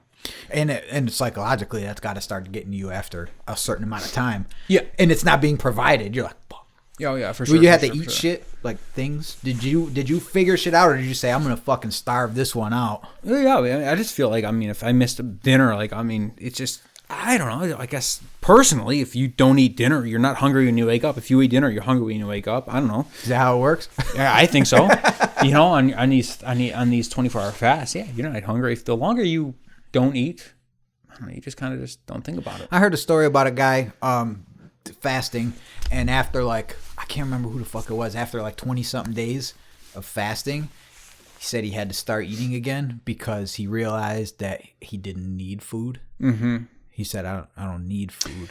Do you believe that to be true? And he was afraid that if he continued, he would fucking get to a point where he never ate again. Do you remember our biology teacher? I wouldn't say her name, but you remember our biology teacher? She said that she went for like a 40-day fast. Remember what I'm talking about? Yeah, like in the fucking, like in the Bible. Yeah, exactly. That's where it was, yeah. She said she didn't eat for 40 days. And I mean, like, I don't know, man. Like, She talked about shitting. Like it was it was like different, right? It was like almost nothing. It was like your body. She didn't say shitting, but I think you just don't do it, right? it was like almost like a liquid of things that are cleaning out of you, apparently, just kind of making their way out. Yeah, and I remember her talking about that at one point. Yeah. So, But yeah, just people got, very uncomfortable with things that they're not comfortable with. And that was something to bring the people out like, this is bullshit. Did anyone ever were you, are you on your own or are you with people? You are with a small group of people. Like 5, 6, or is that a part of like a little bit, like a couple of people. Yeah. There's some dudes, and could you look at them and say like, this guy's fucking us up, this guy's cracking? Yeah, I remember one person like they give you an opportunity when you start out to like bring a bunch of water with you. Yeah. People were packing like a couple gallons of water with you. I remember this one dude didn't bring like maybe just a little bit of water, and they give you these what do they call it? Tablets? Yeah. I don't know, man, whatever, dude. And instead of getting it like putting your bottle in a stream and like putting the water in the bottle and putting he like took the water from a stagnant puddle where there was like things swirling around in it, and like and put it the little tablet and then drank it. And he got so sick, like he couldn't walk. So someone was carrying him, like I remember, like on his shoulders. Like this dude is an idiot. Fucking Gomer Pyle. Yeah. No, that's funny you said. That's exactly what I thought. Like this is somebody that wanted before deployed. He never actually got deployed. I don't know if it was his performance there or what, but I did not see him downrange. But whatever. Like SEER school was one thing. Yeah. So it was a year workup, right? We went to Fort Irwin in California, I guess, and went to SEER school in North Carolina. Some people went to jump school. Some people. What'd you do? Was that in Yuma? You did something? You said that shit was Yuma. Yuma was with the Air Wing. Yeah, we flew planes out in Yuma. Oh, was it? Because I remember you saying that shit is desolate. It's it's the middle of nowhere. You said it's hotter than fuck too. I remember you telling me because that always stuck out to me because I was like, oh shit. That was part. That was part of the pre-deployment leave the first time. Yuma sucked. All right, so that wasn't that. All right, so a year. And now is this so SEER? We'll say 2 weeks, 3 weeks. What for the next 11 and a half weeks or months? What the fuck is it? School after school after? Yeah, the whole year workup, right? We would SEER school. Some people went to jump school. Some people went to dog handling school. Some people, what else did we do? We went out into Fort Irwin for a month to just feel like it was what it was like to live in the desert, I guess. And when all these things came together, our 12 months was up and it was like, all right, it's time to deploy. Right. And so we go home for our pre-deployment leave. And before we left, it was pretty intense. This is something I'll never forget. So our master sergeant so he was an E8, yeah, master sergeant in the Marine Corps was an E8. He brings us into the auditorium. And he's like, all right, so some of you haven't deployed before, some of you have, but just listen, this is going to be different. This is the first, this is the most decorated unit in the Marine Corps. So just so you know, you will see war. You will see war. And everybody's like... You believed him. Oh, yeah. He said, oh, yeah. This guy, this was like his 9th deployment. He's like... yeah, fuck. So he knew what was up. He's like, you will see war. And everybody's like... He's like, go enjoy time with your family. So it almost like a double-edged thing, like kiss your family goodbye just in case. Yep. Did you get that kind of ominous feeling, like go enjoy your time, but also make sure you grab them loved ones? I did because looking back, not everybody came back, and we'll get into that, but yeah, so it's like, holy shit, right, it's fucking serious. All right, no, we're gonna see war, whatever, man, whatever that means. So we going back, and we all day we deployed, we all met in the parking lot, and everybody fresh off getting drunk and right, having a good time, and the buses are there, like, let's go to the airport. And so it's like that. Just like now, did you fly when you fly there? Buses are there or going to the airport. What do you get? Would you get on a commercial jet or do you get on a fucking? It's a commercial jet, but it's only for military people. Okay. Yeah. So I think we fly on some what do we fly on? I can't remember. Damn, I think it was something called Ryan Airlines. It was weird. It was definitely like nothing that I've ever seen before. It's like some whatever. But I'm you know what I'm asking? Is it like if you're in the back of a fucking C-130 or some shit for 12, 13 hours? So yeah, so it got to that. So we shit! All right. Yeah. So we fly on this like your regular like commercial airliner. We landed in Germany, and we landed in not Frankfurt, but Ramstein Air Base. Yeah, we landed in Ramstein, and you know, everybody's got long hair and beards and everything. Like everybody starts to just drink out of the bar, and it was insane. It was like something I've never seen. Like this was the freedom that I've never seen in my last unit. So because people were I think legitimately worried that they were gonna get smoked. Right. I really think so. They just said, let's have some fun. Yeah. Because back in 2011, like things were fucking hot, man. People were dying for fucking sure. People were dying. Right. And so we're in Ramstein, and like you have like a day to just chill out. That's it. You got a day. Got a day. So everybody's just getting fucked up at the bar. Remember, you know, everybody got drunk, and you know, and the next morning. We get on the plane. We get on a C-130. If you don't know what a C-130 is, it's a big airline with the propellers, the four big propellers on the airline. So the bottom opens up and everybody walks up the ramp and they get in. So big cargo boxes are inside. And we sit along the walls and we take off from Ramstein. And so everybody, I wouldn't even say, let's just say like they drank 8 hours before that. So we leave from Ramstein and we're going to Afghanistan. So boom, we get in the plane takes off, we land in Afghanistan, and we land at nighttime. And that's Mercy flight. Is it? Yeah. Yeah. They're right over there. And I'm looking at my buddy Tanner and Mike, and I'm like, we're here, let's do it, man. And so we land, and let's just fast forward to like the briefs and everything. Like we get there, and you know, I just couldn't believe it. Like, we land and we get our gear and they're like, all right, we're leaving.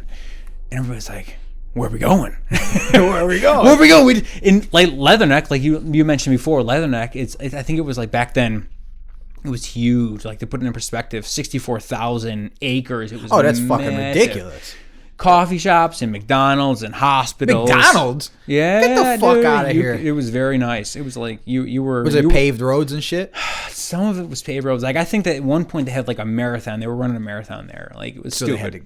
Yeah, it was nice. Damn. Yep. It would never get attacked, never get mortared. Well, fuck, man. You'd have to have some fucking death wish to go fuck around with a place that. How could you? What would you? You know what I mean? Mm-hmm. Like, I know motherfuckers are crazy, but you're gonna die. Like you're gonna fucking die. How could you? So get our safety briefs and we get in the back of the MRAP and MRAP for people who don't know. Yep. So you open the back door and like there's a seat on. You walk in and there's someone driving in the front and the left and the right, and in the back there's like a bunch of seats on the left and the right. So it's a completely up armored vehicle that's good at taking blasts from IEDs and small arm shots. The V on the bottom where it's fucking the V bottom. So the shit if there's an explosion underneath it redirects it. These ones, no, I don't think these ones were. I don't think so. MRAP. So I mean, oh, shit. Man, these things had like run flats and like big ass tires. So they're just big fucking very trucks. Big up armored trucks. And you know, I was in the front, so I get in first, and they're like, "All right, we need someone to be a gunner." And I'm like, "Well, fuck, I might as well just do it because I'm in the front. Right, I'm closest to it." So I jump up. And I'm thinking, like, as soon as I jumped up, I put my flak on and, you know, make sure the saw is good. And I load it. And I'm like, man, like 24 hours earlier, we were drinking in Germany. And now I'm on... You're fucking... Yeah. And now I'm on top of a... It was insane. So now I'm on top of on top of an MRAP loaded with a saw. So saw is an automatic belt-fed weapon that shoots 7.62, or not 7.62, but 5.56 millimeter. It's machine gun. So... I couldn't believe it. So here you are. That fucking here we go. Real bitch. Here we go. Right. So I had my pistol in my thigh. What'd they give you, Beretta? Yeah, it was a Beretta. Yep. Good call. And I had my my M4 like loaded in the turret. Like I guess there's a little slot you can put it in, and then you're just turning left and right and left and right. And it's not fully encapsulated, right? It's like, not. It's so like your head is exposed. Your head Okay. is exposed, Okay. and you have this these little square like little blocks that are like some little square blocks that are bulletproof, but no one's gonna shoot you. But your whole head is exposed, and I'm thinking like, this is fucking stupid. He said, I'm no engineer, but damn, here we go. So this don't seem. Yeah. It was pretty crazy. So I remember leaving. We all roll out and we leave the gate, and I look back at the gate. The guy that's manning the he's in the turret, or not in the turret. He's in the post, like watching us leave, and he like salutes me. He's like, "Yeah, good luck," and I'm like, "Yeah, dude, good luck. This is my first time doing this outside the wire." So we leave the wire, and I'm like, "All right, so this is what it looks like outside the wire in Afghanistan." We leave, and there's just like people walking around in full what do you call it, like headdresses, right? Yeah. You don't know if they're good or bad guys, and an hour into it, we're all of a sudden we're in the middle of a town. If anybody out there has seen the movie Aladdin, that's really, as funny as it seems, that's what it really looked like, right? You're driving through a town, and you look to your left, your right, and there's chickens, and there's like meat, and there's hanging from strings, and there's apples and bananas and fruit and baskets vegetables, and shit, and baskets. Yeah, it looked just like the movie Aladdin, literally what it looks like. And people everywhere. We're walking in the middle of the streets, and everybody looks like walking in flip-flops, and nobody looks like they have money. Like everybody looks super poor. It's like fucking some real shit. Very, very dangerous. Anybody would kill you to just be like, oh, I would love to go. I would kill you and go to jail. I'd have a better life in jail. Really? Yeah, it was scary. So they're everywhere. And these are regular people. They're probably a mix of both, right? Yep. There's probably not good people who aren't doing shit. But you right wouldn't then. know. Right, you wouldn't exactly. know. So there's this mix. Now, do you get the feeling when you're looking at everyone like, oh, they don't fucking want me here? Yeah, I feel like that. I feel like everybody didn't want these big ass fucking trucks coming through their bazaar. Like nobody wants us there. Okay, right. So you could. It was tense. They hated us. They were like, they didn't want us there. They were probably a little bit used to it by that point because it had been years. But regardless, you don't ever get used to someone just driving their shit through your fucking. No. All right. So that. But okay. it was insane. Like you think about like if you look out on the street and you're looking at a foreign country driving through your street with dudes in camouflage, fucking with big ass guns. That would be a big deal here. Do you want to see that? Hell no. No way. You don't. It's crazy. Nah. No way. So we drive through that, and I think it took like 3 hours. I think it took like 3 hours to get us to our destination. We went to a place called FOB Rob, so Forward Operating Base Rob. FOB Rob. FOB Rob. So someone was fucking laughing coming up with that. Oh yeah. And so if you think about it, it's a big plateau, like right. We're on a big plateau. So we have this base on top of this big kind of mountain where we have outlooks all over the place, and everybody's looking down. So whenever we got attacked, right, we would have people just be able to shoot them down, right, easy. No one's gonna run up a mountain trying to kill us, right, attack us. There was no chance. It was, and they knew this. They knew like they're fighters. They're like, this is not good. Yep. And so on the way, right before we got to FOB Rob, like some little kid like threw this big brick at me, like, this is the craziest thing. Like I had never before this point, I'd never been outside the wire, and some little kid took this big brick and threw it at me, and it bounced off the little bulletproof square turret that I had right below my saw, and it hit so hard that it made like a little dent in the glass. And this little bastard kid like was throwing this just like to like try to hit me, try to fuck with me. Right. And I'm like, man, I'm thinking, you're a little dude. Like somebody told you to act like that. Like, right. You don't hate us because we're here. Somebody told you to act like that. Right. Right. So welcome to Afghanistan. And I make a joke like, I don't know if you know this or not, but on Instagram I fucking troll like real hard. And if you ever see me in the comments of something that's not like a graffiti related thing, 9 times out of 10 I'm lying. Mm-hmm. And I tell people like when I see them race baiting, I'll say I'm like, I can't say it now, but I used to say I was Palestinian.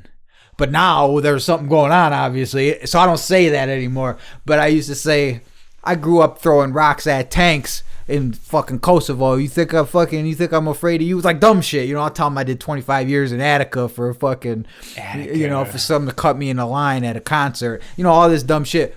But that type of shit is what I'm fucking referencing. Like, that's a real thing. Like, that you're in a fucking armored vehicle with an actual machine gun. People think rifles are machine guns. This is a fucking machine gun, and this kid throws a fucking rock at you. That's crazy. It was crazy. Like, I remember looking at him. That's balls. I could see him, like, as I was panning like left and right on my turret gun. I could look behind me and see like the other guys do behind me doing the same, and left and right. As I'd go left, these guys would go right.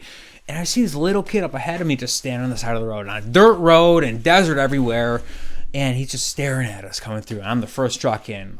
Bang! That's awesome. And he takes his big brick and throws it at me. This little bastard. Motherfucker. Like, he hates us. They don't want us there, And this is your first day there? Your first fucking hour? 24 hours ago, we were in Germany drinking. Damn. 20. Yeah. Welcome to Afghanistan is a fucking good way to put it. Yeah. Damn. And I remember... Did that scare you? Like, it doesn't seem like much, but when you unpack it, you're like, fuck. I knew the firepower we had. I knew the capabilities we had, but I knew that these guys were really dangerous. No, for sure. You know, I knew these guys were really dangerous. And like you said, you're at their house. You know, like that's the thing, man. Yeah, that's the thing. We are in their territory. Back in my old neighborhood in Carn Street, you couldn't fuck with us in that neighborhood because I could come through Johnny's yard at the end of the street. I knew 3 fences down, there was a break in the fence. I could get that. I'd be on Ab Street, go down 4 fucking houses. Jonathan and Tony lived about 4 houses down, cut back over, and I'd be 1 house past my house and come back to my house.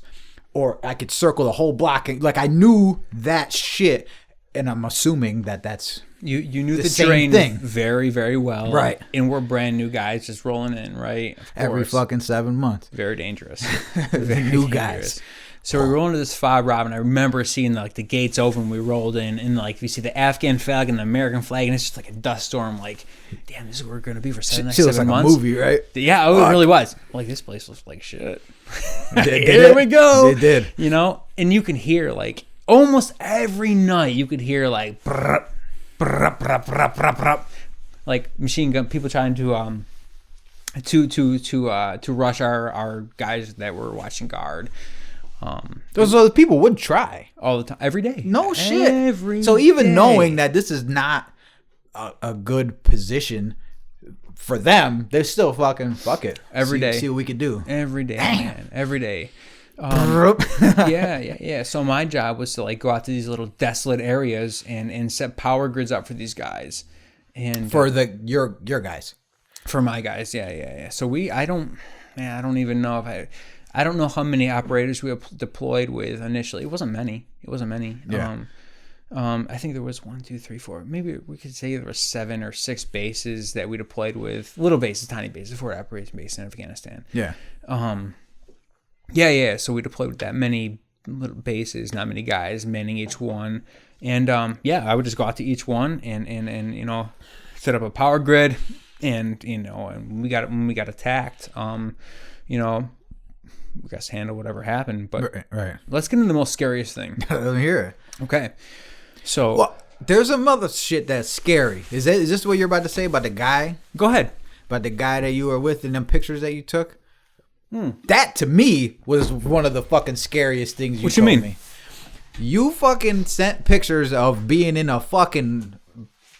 It was definitely in the middle of nowhere. And there was... What was that? A 50 cal fucking something. I don't even remember what it was. Pointed out of a fucking thing out facing nowhere. And you're in this room that's not 10 feet by 10 feet with an Afghanistan military dude who ended up being fucking Taliban. That's not what you're about to tell me? Yeah, so it wasn't, but I remember that. Dude, you said like you were with this fucking guy for, it looked like hours, days. That's, to me, is fucking scary. And he's the fucking dude. So there's really no way to do a proper background check on these guys. Right. You don't know if they're for us or for their Taliban. But yeah, there was a guy that was standing on watch with one of my other guys. And fuck Kyle Conway on the fucking the fucking piece of paper, man. Yeah. I still got them pictures. I'm sure you do too. Of course. So That's scary. Yeah, it is. It is scary. Yeah. So he was standing watch with one of the guys, like watching the outside of the base, and he was taking pictures with his cell phone of our what do you call it? Like our convoys leaving. And my guy on the watch was like, "Hey, man, this guy's like taking pictures. It's kind of weird." Yeah, and he's in Afghan National Army. Exactly. Yep. Garb, Afghan, right? Yep, exactly. And he's a fucking bad guy in the end. He was a bad guy. Damn. All right, so never saw him again. Yeah. So that's fucking crazy. And see, to me, that my grandfather used to tell me about in Korea. What they would do is they would find 3 guys sleeping together, 3 Americans back to back. One guy in the middle, everyone back to back, and they'd fucking cut the guy in the middle's throat. Leave the other 2 alone. They wake up, this guy's fucking shit is hanging out. Them guys would be all fucked up, psychologically breaking people down from the inside out. And we did the same shit, I guess he was saying. But knowing that you were with this dude, or you're like fucking there, that's scary. And you don't know he's how you say, like, you look at him and you can't tell who's who. This guy's in what should be a friendly uniform, and you're fucking elbow to elbow with this motherfucker in the middle of nowhere with a language barrier, and this motherfucker's thinking about, if I could kill these motherfuckers right now, yeah, I'll kill all of them. Great war to fight, man. Isn't right? that crazy? That's very nuts. crazy. All right, so that's not the scariest. So please. It's very crazy. So you're there now. This is your scary. What's scary to you? Mm-hmm. So I was in charge of like going out to these little desolate bases and like making establishing power. And I guess we can like say why not? It's not like a secret at this point. So I was tasked to going out to this little base, Katal. So I think it was called spelled K-A-T-U-A-L, checkpoint Katal. It was a checkpoint. It wasn't even a fob. It wasn't even a forward operating base. It was a fucking checkpoint. So we go out there, and we got out of the trucks, and I'm looking around like I'm coming from like checkpoint Rob, which Rob is small, but we go to this little base. We drive for like an hour, and I'm looking around like, we're gonna die out here. It looked fucked up. It was fucked up, right? So there was nothing there, right? So there was me and my other guy Hernandez was out there, and maybe an operator was out there, and a couple Army guys, a couple Army Special Forces, and that was it. Like, they were just building this checkpoint, and I look around like again on one of the big HESCO barriers. A HESCO barrier is one of those big sandbags you would fill like to form the perimeter of a base. Like, I step on one, and I'm just sitting there. And I'm looking around like, man, there's trees and there's houses and there's a bunch of opium around us. Like, this looks terrible. Oh, really? Everywhere. No shit. Man. Yeah, I have I'll show you a video of it. Like, there's some poppies, the fucking poppy fields. Like, it looks like here, like cornfields. No shit. Everywhere. I'm like, this looks just really scary because if we get overrun, it could be bad because there's not many of us regardless, right? We're just setting them as a little checkpoint. So whatever. So day one. Now, when you got there, was there anyone else already there? Mm-hmm. So there's a few people there and a few people show up. A few people were there probably for like the first day or two, and then we show up. And so I would say there's probably less than 10 people on this whole checkpoint. Very, very, very small. And, so, let's get to business. So they're like, we got to fill these sandbags up and make a perimeter. So we're on top of these big HESCO barriers, and we're putting like Constantine wire up. And it was me and Hernandez and this other special operations guy. And I just asked him, like, I'm a new guy. I don't know what the fuck's going on. I was like, I was just joking with him. I was like, hey man, you think we'll get shot at today? And he's like, oh yeah, definitely. And I'm like, I'm thinking in my head, like, fuck, I've never been shot at before. He's like, oh, yeah, we're definitely getting a shot at today. I'm thinking, like, oh, yeah, that's cool, man. You believed him as well, right? Yeah, I'm trying to keep it together. I'm trying to be tough, like, whatever. I'm like, I've never been shot. I have no idea. And so as we started to circle around this, like, little perimeter, putting up Constantine wire, it was bad. Like, I mean, we circle around, we come to the other corner, and we start going like north or whatever direction it was. And we go up with this concertina wire, and we turn to like take a left. And as soon as we take a left, there's 3 guys on the outside of the concertina wire that, if they fall backwards, they are they are inside the base, which means they're being covered from fire. Like, they're inside the concertina wire. Like, they're inside the base. Like, they're not going to get hit. I am on the other side, so if we start getting fire, I'm going to fall out, and I'm on the outside of the base, right? Blah, blah, blah, blah, whatever. Because you need somebody to stretch that concertina wire. What is that? Is that razor wire? It's razor wire, right? Okay. So worst case scenario is anybody like breaches our barrier, we can at least like that would kind of stop them. Slow them down enough. Slow them down to us to, yeah.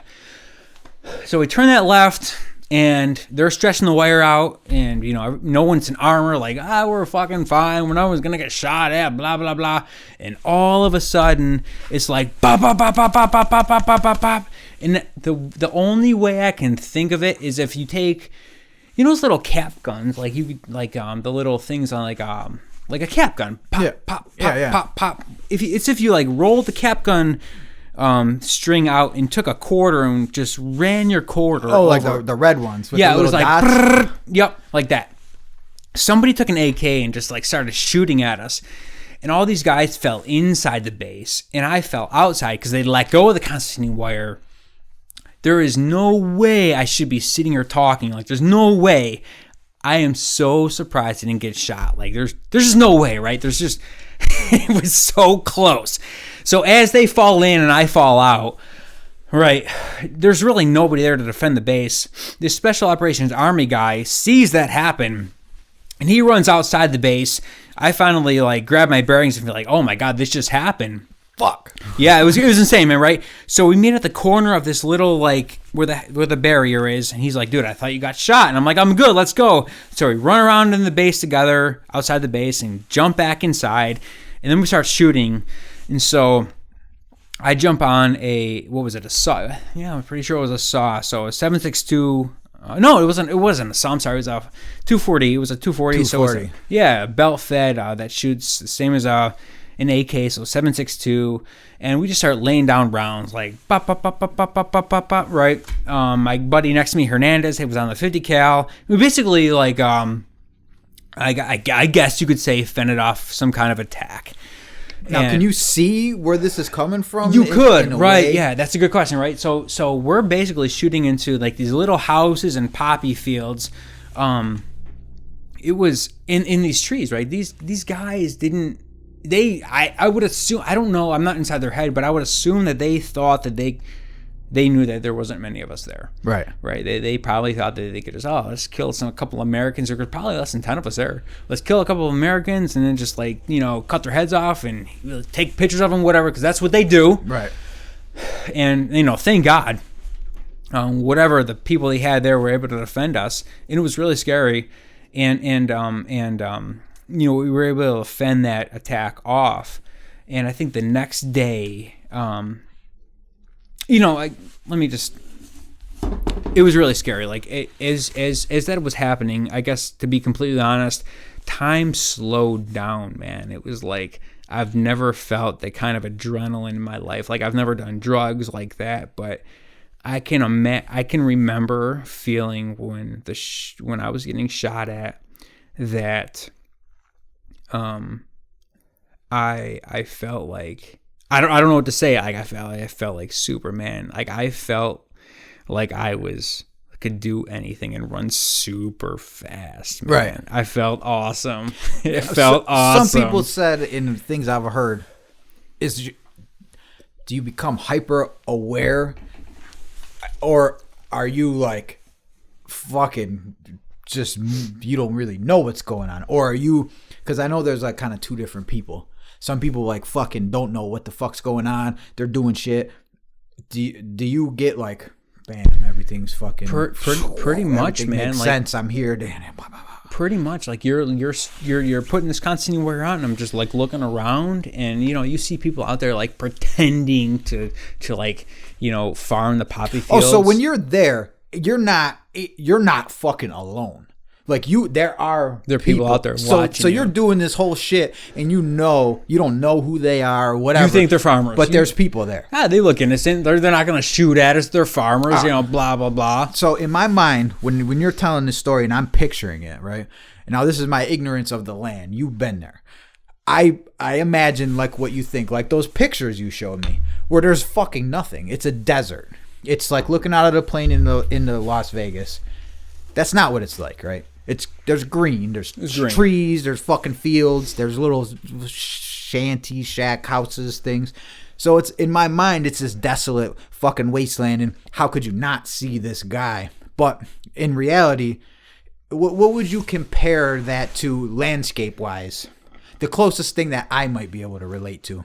Yeah, I'm trying to think. Like, I mean, it's hard to even relate to it because you have fields, and then their houses are like mud huts, kind of. Like it looks like biblical Stone Age times. Okay, all right, but it's not the fucking sand, right? There's like greenery and it's weird, like because it's sand. Or there's a mix. There's sand, and then there's like opium fields, and there are trees, and there are mud houses, but it's. Dude, because I just try to build the scene in my mind, so I try to like picture, but I know that Hollywood and shit like that, there's sand dunes and you're fucking shooting, and there's you can't see shit, and everything's all hazy from the fucking heat, but it's more like a countryside-ish kind of thing. I guess I haven't really seen that many movies, man, but this is gonna sound kind of lame, like I said earlier, like the Aladdin scene, like where they're in the market. Yeah, that's what it is, man. So a lot of shit is kind of like it's similar. In dressing in super like weird clothes but I imagine like these desolate wastelands, but there's some kind of life. There's activity, there's people, there's shit going on. There is. But you've showed me places where there is nothing. Yeah. So there's both. Yeah. So you could be in one of these places where there's nothing, or you could be in this thing where there's people around, which is a little bit more fucking scary because you don't know, obviously. And then how do you know when that's over?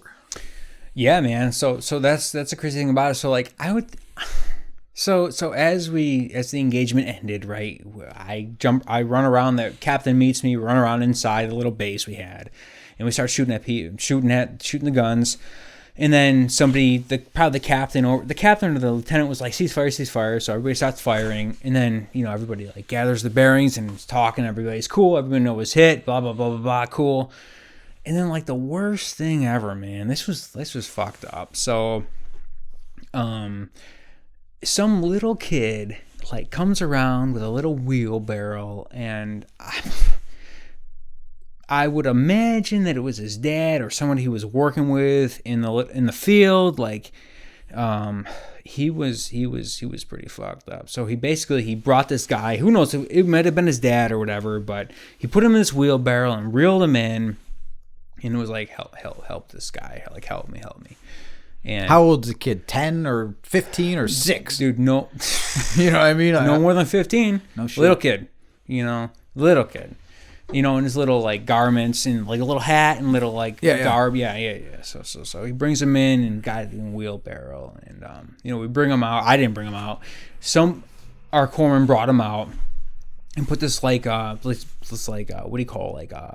like a blanket down. It wasn't a blanket, but it was like a thermal blanket. Like puts him inside, and this guy's like shaking, like his arms and hands are like he was fucked up, like he was shot everywhere. And I climbed on top, and I was like looking at him like, oh my god. Was he all like, was it clothed but bloody kind of shit? Or was yeah. So he had clothes on, like he had a little garb on, and he had his hat on, but his hands were like shaking, like you could tell he was. Exactly. So you could tell he was fucked up. His fucking system was shutting down. Oh, it definitely was. Yeah, you could tell he was fucked up. And that's just flashed. But my master's art was like, you will see where I'm like, well, this is definitely what that is. Like, this is what it is. And so pretty sure that guy died. And what do you do when they say help me? You bring them in, you put them there, and just like fucking. Like, what are you gonna do? So one of the corpsmen like started to work on him, and I think that they called like a medevac into him, but like I mean, someone in bad health, that's old, that's shot multiple times. Oh, yeah, dude, you're fucked. You know, you're fucked here if you get shot multiple times, yeah, really. And, you know, here, you're getting shot by a 7.62. You're getting shot by a big caliber weapon, or that right? 50, hit him, bucking. You're not gonna make it. Yeah. So he was pretty fucked up. So I'm pretty sure he died, you know, whatever. And so as the days proceeded, that was like day one in that checkpoint. Like, God damn. Now you're supposed to be here for a little while. Yeah, for a little while, right? For a little while. So we had like 2 generators there, and one was like working like bullshit. And I'm like, oh my God, if this thing dies, like I'm so all stressed out about that. And we're getting fired, getting shot at all the time. And so there were some army grunts with us there. And I got to drop some mortars on people, like bad guys. And after a while, like some helicopters came in and just dropped some fucking fire. And we just kind of smoked these guys. Like it was just...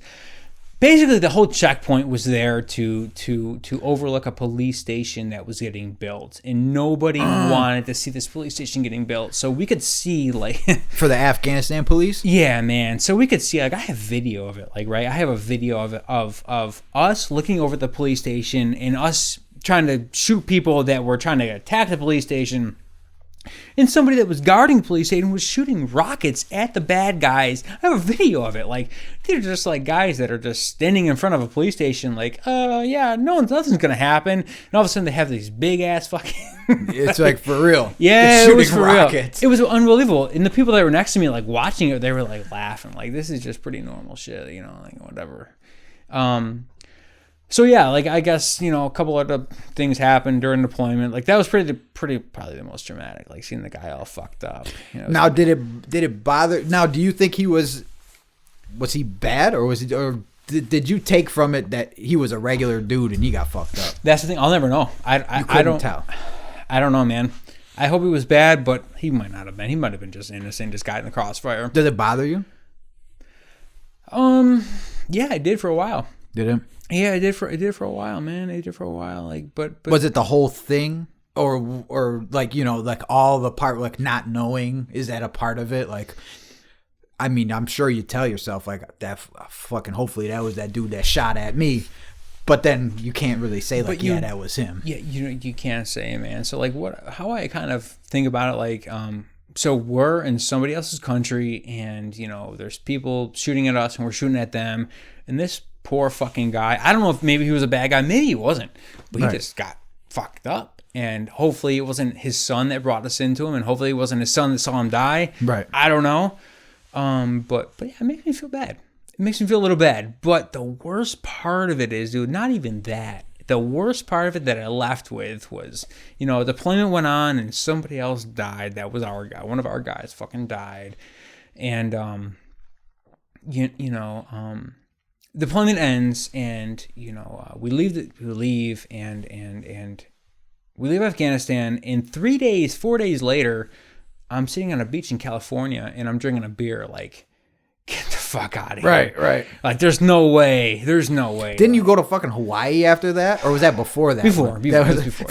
A little Hawaii, a little something. Yeah, man. It was just so I wouldn't think. All the bad things that might have happened to bad guys, like that's fine and everything, but the real mind fuck was that we live and we are so spoiled.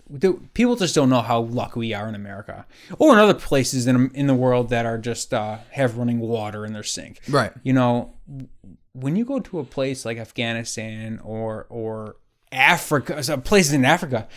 There's no you don't know how lucky you are to live in a place where you can turn on a faucet and have warm water.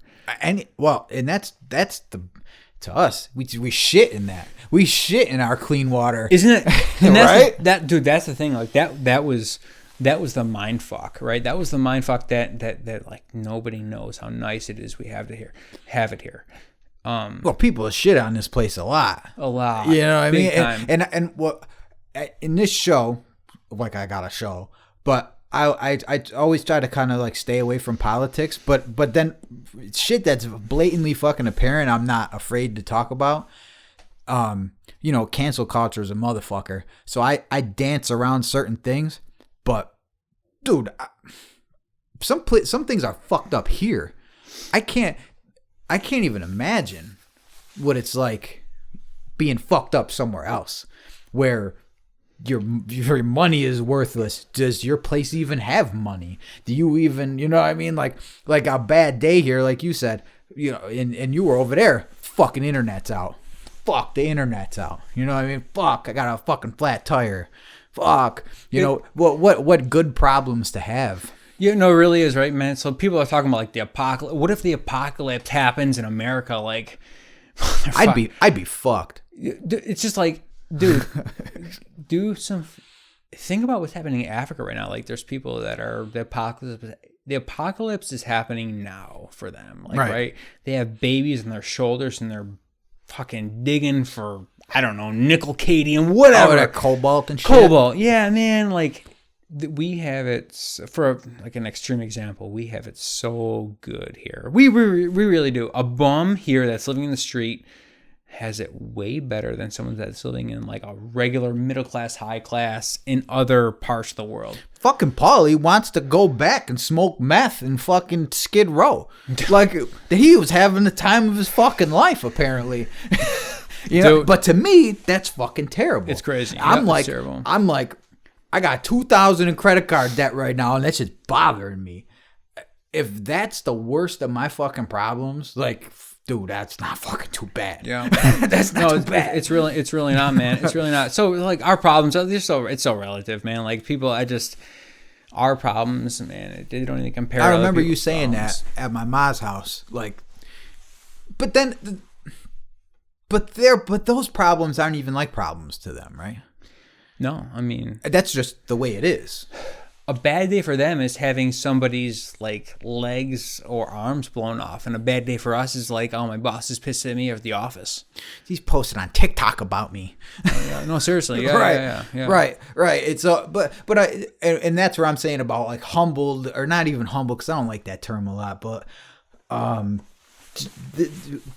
we take for granted the water, we take for granted the fucking the internet, the electricity, the heat. Like you couldn't even believe, man. And you've seen some massive poverty.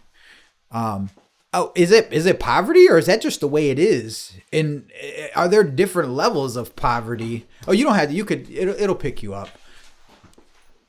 Are there different levels of poverty over there? Like you could tell, like this guy right here must got it good, and this dude right here is all fucked up. Yeah, I think that I think it's all poverty over there, man. Big time. So everyone is like, it's fucking poverty. Oh shit. And I mean, you gotta know that I got it. I mean, I'm fucking pretty realistic and shit, you know? Like even the worst of ghetto situations that I've been in and seen, motherfuckers, they always had something. You know, whether it was, there wasn't much food, but there was something. There was a fucking half a loaf of bread. Sometimes that might not be the case. Sometimes you might not have food, right? Or because I know a lot of people don't know. Like, what is poverty like in Afghanistan? Yeah, man, it's like it's nothing that you can even imagine. Like poverty here is you would give your left arm to have poverty in America versus poverty in Afghanistan. Which is why, and I always said, like at the fucking corner stores and shit, motherfuckers don't care about this. Like, you'll be in the worst neighborhood in any city USA, and there's a dude from Yemen or from Afghanistan, and they'll open a motherfucking business in there because this shit. Yeah.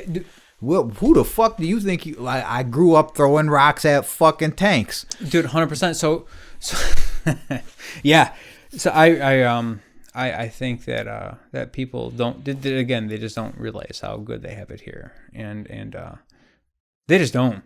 No. They just don't, man. I try to, when she was all fucked up and everything was fucked up and my whole life was fucked up, I like to feel like I learned how to get along without much. And that getting along without much is like fucking great as far as comparatively. Me getting along without much is learning, like, I don't need new clothes all the time. You know, I don't care what I'm driving. I don't have to get my fucking hair cut. I can cut my own hair myself, kind of thing. that's just like normal shit. Like, but so that's how Americanized I am. Like, we're broke, we can't afford shit because shit's fucked up in the house. But yeah, like, it's still warm in this motherfucker. It's 100%. You know what I mean? Like, it's still warm. I still ate tonight. And so that was, like, not to get too deep into it, man, but that was really the mind fuck. Like, after seeing all these bad things happen to these bad people, and like, all of a sudden, you're back in California drinking beer on the beach. Right. That was kind of the mind. It wasn't, I don't know, man. It was kind of, that was what made it hard to get back into society. But then you got fucked up, though. So yeah, you got back 4 days after you're drinking a beer on the beach, then your whole life changes. Yeah. So I got really sick when I was in Afghanistan and found out I had type 1 diabetes when I got back. And like, I wanted to re-enlist again. And they're like, no, you can't, man. You're sick. You got to get the fuck out. Like, okay. Now, I know I always said this and you disagreed with me because you were there. Not so much disagreed with me, but you have a different, because I'm from the outside looking in. I always felt like you got fucked. And for other reasons, you didn't get fucked 100%. But I felt like they put a lot of effort into making you the next level. And then you were just like expendable. Expendable everyone is, because you're all going out doing these things and you might not come back from. But they're just like, liability. Yeah. This whole fucking shit is a liability. Yeah, for sure, man. Like, look at our defense budget. It's like, you know how much money we put towards our defense budget each page. Like, right. It's insane. And I remember you sent, I can't remember if it was on video or if it was a fucking picture of a bottle full of black piss. Oh yeah. What now you're in Afghanistan pissing black, right? That's fucking scary. And now, do you think there was lack of medical attention that led you to get as bad as it was? Or was this something that was going to happen to you anyway? Or did you pick something up there? Did you get a disease? I was always under the impression that you got some kind of fucking something that we're not used to here. Yeah. And you got fucked up. Do you think that's what happened? Or were you diabetic and it wasn't? That's a good question. So, like, no doubt, like, I did not have diabetes going in the military because they test for all that shit, right? Everything. They test for all that shit. But, you know, you are exposed to so many crazy things. Burn pits, getting bit by monkeys, getting bit by fucking cats, crawling into buildings that have foreign national shit crawling around your arms. Like, right. There are so many things you are exposed to. So there's all this stuff, like, you just summed this up, and we've been talking for 2 hours. You just summed up 7 years worth of shit and definitely 14 months worth of shit in an hour. I'm guessing there's a lot more to all this. To you, it's not a big deal. Like you said, all these different encounters and dealing with people and being in all these different situations that you are exposed to biological things that we're just not fucking, like they say, drinking the water in Mexico kind of thing. You'll shit the whole time. Drink beer, drink fucking, like you're not used to that. Do you think that's what it was? You probably can't say, like, because how do you know? But you definitely didn't go in with that shit. Definitely didn't go in with that shit. And your pancreas died. Yeah, it definitely did. It doesn't work. Doesn't work. At all. Right, and I know I didn't get in some crazy car accident where a car door punctured my pancreas. No, definitely. Something, I was exposed to something, no doubt, that made me sick, right? Do you think it was, do you have any idea? Or no? Can you not even say because there was just so much? I just don't know. Let's be honest, man. We're exposed to a lot of crazy things in a different country where we're at war at. It could have been anything. Who knows? Now, are there things that you could tell me right now that you can't? What do you want to know? No, I mean, I don't. Because it seems like there's things that are left over that are on your mind. And I wouldn't want you to put something on here and add another thing to be on your mind. But just in a yes or no thing, like, do you know of things that you shouldn't, or that you shouldn't, no matter how many years later, that you shouldn't say, that you shouldn't talk about? I have no idea. You don't even know? No idea. So maybe not kind of thing. Keep it at that, right? No idea, man. No idea. I know you did tell me a fucked up ass story that made me think differently about some shit. And shake your fucking head if I can't talk about that guy who went out and fucking didn't come back on his own. That was fucked up. Do you know what I'm talking about? On like an ATV or a fucking something. Oh yeah, I remember. Yeah, that's the guy that we lost. Yeah. He fucking that was fucked up. That sucks. And that was like an accident. Total accident. But then it was like some funny shit that took place afterwards, right? Like kind of shit, right? It's always something funny, man. Like it just sucks. You told that shit was fucked up. We're so expendable, right? It just sucks, man. I hate to even say it, but yeah. I think that anybody that's interested in joining the military, Would you say nah? I would say I wouldn't say yes or no. I would say that talk to me and I'll just give you all the facts. Dude, and you know what? I don't give a fuck. No one talks about that shit in my motherfucking family. I brought you to my cousin's door, to his house, to his party, to this I got a fucking picture of you at the fucking picnic table with him. I said, this dude is doing it. He's in. He's been there. He's back. There's this window where you're there. You're sitting there in front of my cousin. Ask him whatever you want to know. This motherfucker crossed his arms talking about, I don't need to know nothing. I remember that. And you know what happened. I love you, kid. I love you. This motherfucker went, next thing you know, somebody is calling my fucking uncle. I don't know if it was a DI. I don't know if it was a fucking office person. Yeah, I remember. And they said, what's the deal?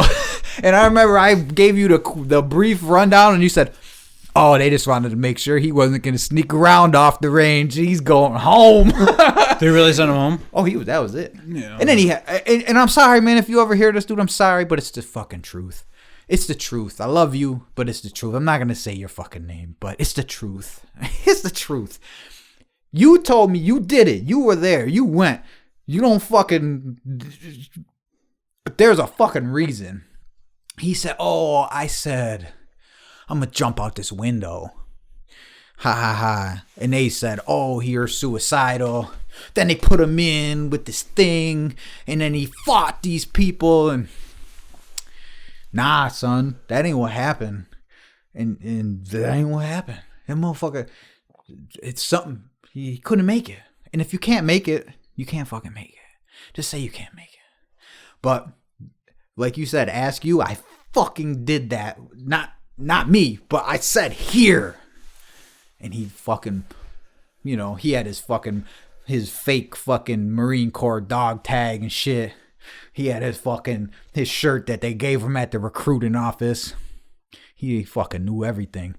And that motherfucker went home, dog. He went home. I'm still let down about that. I love the kid. I don't want nothing bad to happen to him. But I fucking brought him the real deal to his fucking picnic table at his graduation party, and that motherfucker just snubbed you. And I was like, bitch. I remember that guy. Fucking bitch. I remember. And that was fucked up. And you were there like, what do you want to know? Nah, I already know everything. Nah, bitch. Okay. Hey, this shit's crazy. It's real. We're all dumb little kids, though, right? Right. It was just frustrating to me. It was frustrating. Is he all right now? Yeah. I mean, he wasn't a Marine. Do you feel like you got fucked? I don't. No? I don't. Do you feel like, maybe not fucked like you got left in a bad position. Do you feel like you should have been able to continue? Do you think that part was bullshit? No, I mean, because I've seen motherfuckers out there with the beard with a fucking prosthetic leg. Dog, that's... What the fuck? Yeah, man. When I ran my first ultra marathon, I saw somebody running it with one leg. Right. Like, you're telling me I can't be in the military when somebody else can run it with one... What? Right. No, I don't think so, though. I mean, because are you deployable with one leg? Probably not. Like, am I going to be able to jump into combat with one leg or one arm and be as effective if I had all my extra... I don't think so. So is that what they're worried about? You're out in the field, you can't get insulin, you're fucked. Yeah. Is that ultimately what it boils down to? Yeah, it's a thing, man. And then you become a liability. Then people have to take care of you and get you the fuck out of there, and then people have to come in and get you, and all these things. Yeah, man, exactly right. Like, I am a liability because I don't produce insulin. That's what it is. So I feel like I'm more let down than you at the system. No, it's okay. Like, it was a blessing to be able to be a part of the organization, but I'm happy to be out. You saw a lot of cool shit. Yeah. You saw a lot of fucked up shit. You saw a lot of cool. You did do a lot of traveling. I remember at one point, I don't know if I think this is why you were in at some point. You like went to go drink in Germany for a weekend, or Germany or England or some fuck. Where the fuck was that? Germany. You went just like to go with people. Like you had a lot of opportunities. It seemed like it opened up a lot of shit that I'll never see. You know what I mean? Like I'm fucking not gonna be nowhere like that. You know, and you've been, where else have you been? All right. You've been around. You've been some shit, right? A lot of places, man. Yeah, a lot of places. You've been in Germany, Afghanistan, where else? Where the fuck else? Okay. So, I mean, let's go. Also, Canada. I guess Hawaii counts. Bulgaria. Hawaii counts? You say Bulgaria? Bulgaria. Where the fuck is in Bulgaria? Bulgaria. Where else? So what is Amsterdam, right? So what is that? You've been to Mexico too, right? Did you walk to Mexico at some point? Yeah, I did walk to Mexico one time. I did Mexico. I did. You've done some cool shit. Yeah, man. Yeah. And then you did fucking 2 weeks ago or whatever, you ran an ultra marathon. It's fucking 30 miles. Yeah. So, how the fuck did people run that shit in 2 hours, dog? I looked at the app. I followed you the whole way. I said, motherfuckers are done? What's today? So today is the 24th. So I guess in the last 40 days, I've done 2 half marathons and a marathon and an ultra marathon. You know, and here's the thing I can bring back to the table. When I was training for the ultra marathon, I saw somebody in a wheelchair. As I was running down the hill, they were biting. I don't know. They were in their wheelchair trying to get up the hill in their wheelchair, which is pretty inspiring. And then as I was finishing the Philadelphia Marathon, there was somebody on a skateboard with no legs, and they were like using their arms to finish the marathon. And in the ultra marathon, I saw 2 people with 1 leg finishing the ultra marathon. So I want to see the guy on the skateboard's fucking hands. Yep. That shit's got to be like a football. Man. Yeah, so if there's if you ever think you can't do something, like I would say that you can, and just get after it, man. Like there's no reason. There's plenty of people that died that wish they could do more. So right. So just. And I know you've always told me don't. I remember back in the day, you're fucking. I don't know. You're either in California or you're in Afghanistan or whatever, and I'm like, man, you're doing it. And you said, dude, fucking. You always used to tell me like I talk down about myself. You're like, stop that shit. You could fucking do this. You could fucking do this. And I still to this day don't believe that shit. But you always told me I could do that shit. Whatever it may be. You're like, you could do that shit. You used to fucking, at the one part of your voicemail, you had the fucking part of my song and shit. You've always been a real motherfucker, man. You know that? Yeah, man. So have you. I tried. I do gotta say, now, I know I probably shouldn't bring this up. But I want to bring this up because I was right. Now, at some point during all this motherfucker gets married, right? He gets married. And I'm sorry if there's a girlfriend at any point listening to this. I'm sorry. You got a nice guy here. He's a great guy. He gets married, right? And I can't remember what it was, but his old lady was a cunt. I'm sorry, dog. I'm sorry. And I don't even remember. You probably remember. There was some sort of argument. This was back in my Facebook days. And her and I get in an argument. I never met her. And we got in an argument. and at some point in the argument, I said, I don't give a fuck what you say. I said, because I was here before you and I'll be here after you. And she said, oh, bullshit. Fuck you. No, you won't. What is this? The November 24th, 2023 at 8:36 p.m. And guess who's here, motherfucker? So that was funny, though. That was funny. No comments. That was funny though, son. That was funny. Fuck her. I don't like her. Did I go too far? I'll cut it out if you want me to. But she was talking shit about you online. Arguing with you about politics. Shut the fuck up. Shut the fuck up. Who the fuck? She work at a motherfucker. I'm still mad about that. It was like she was like, how the fuck you talking about my friend like this? No comment. He's such a no, fucking... I'm done with it. No he's way. such a fucking smart guy. I tell you what.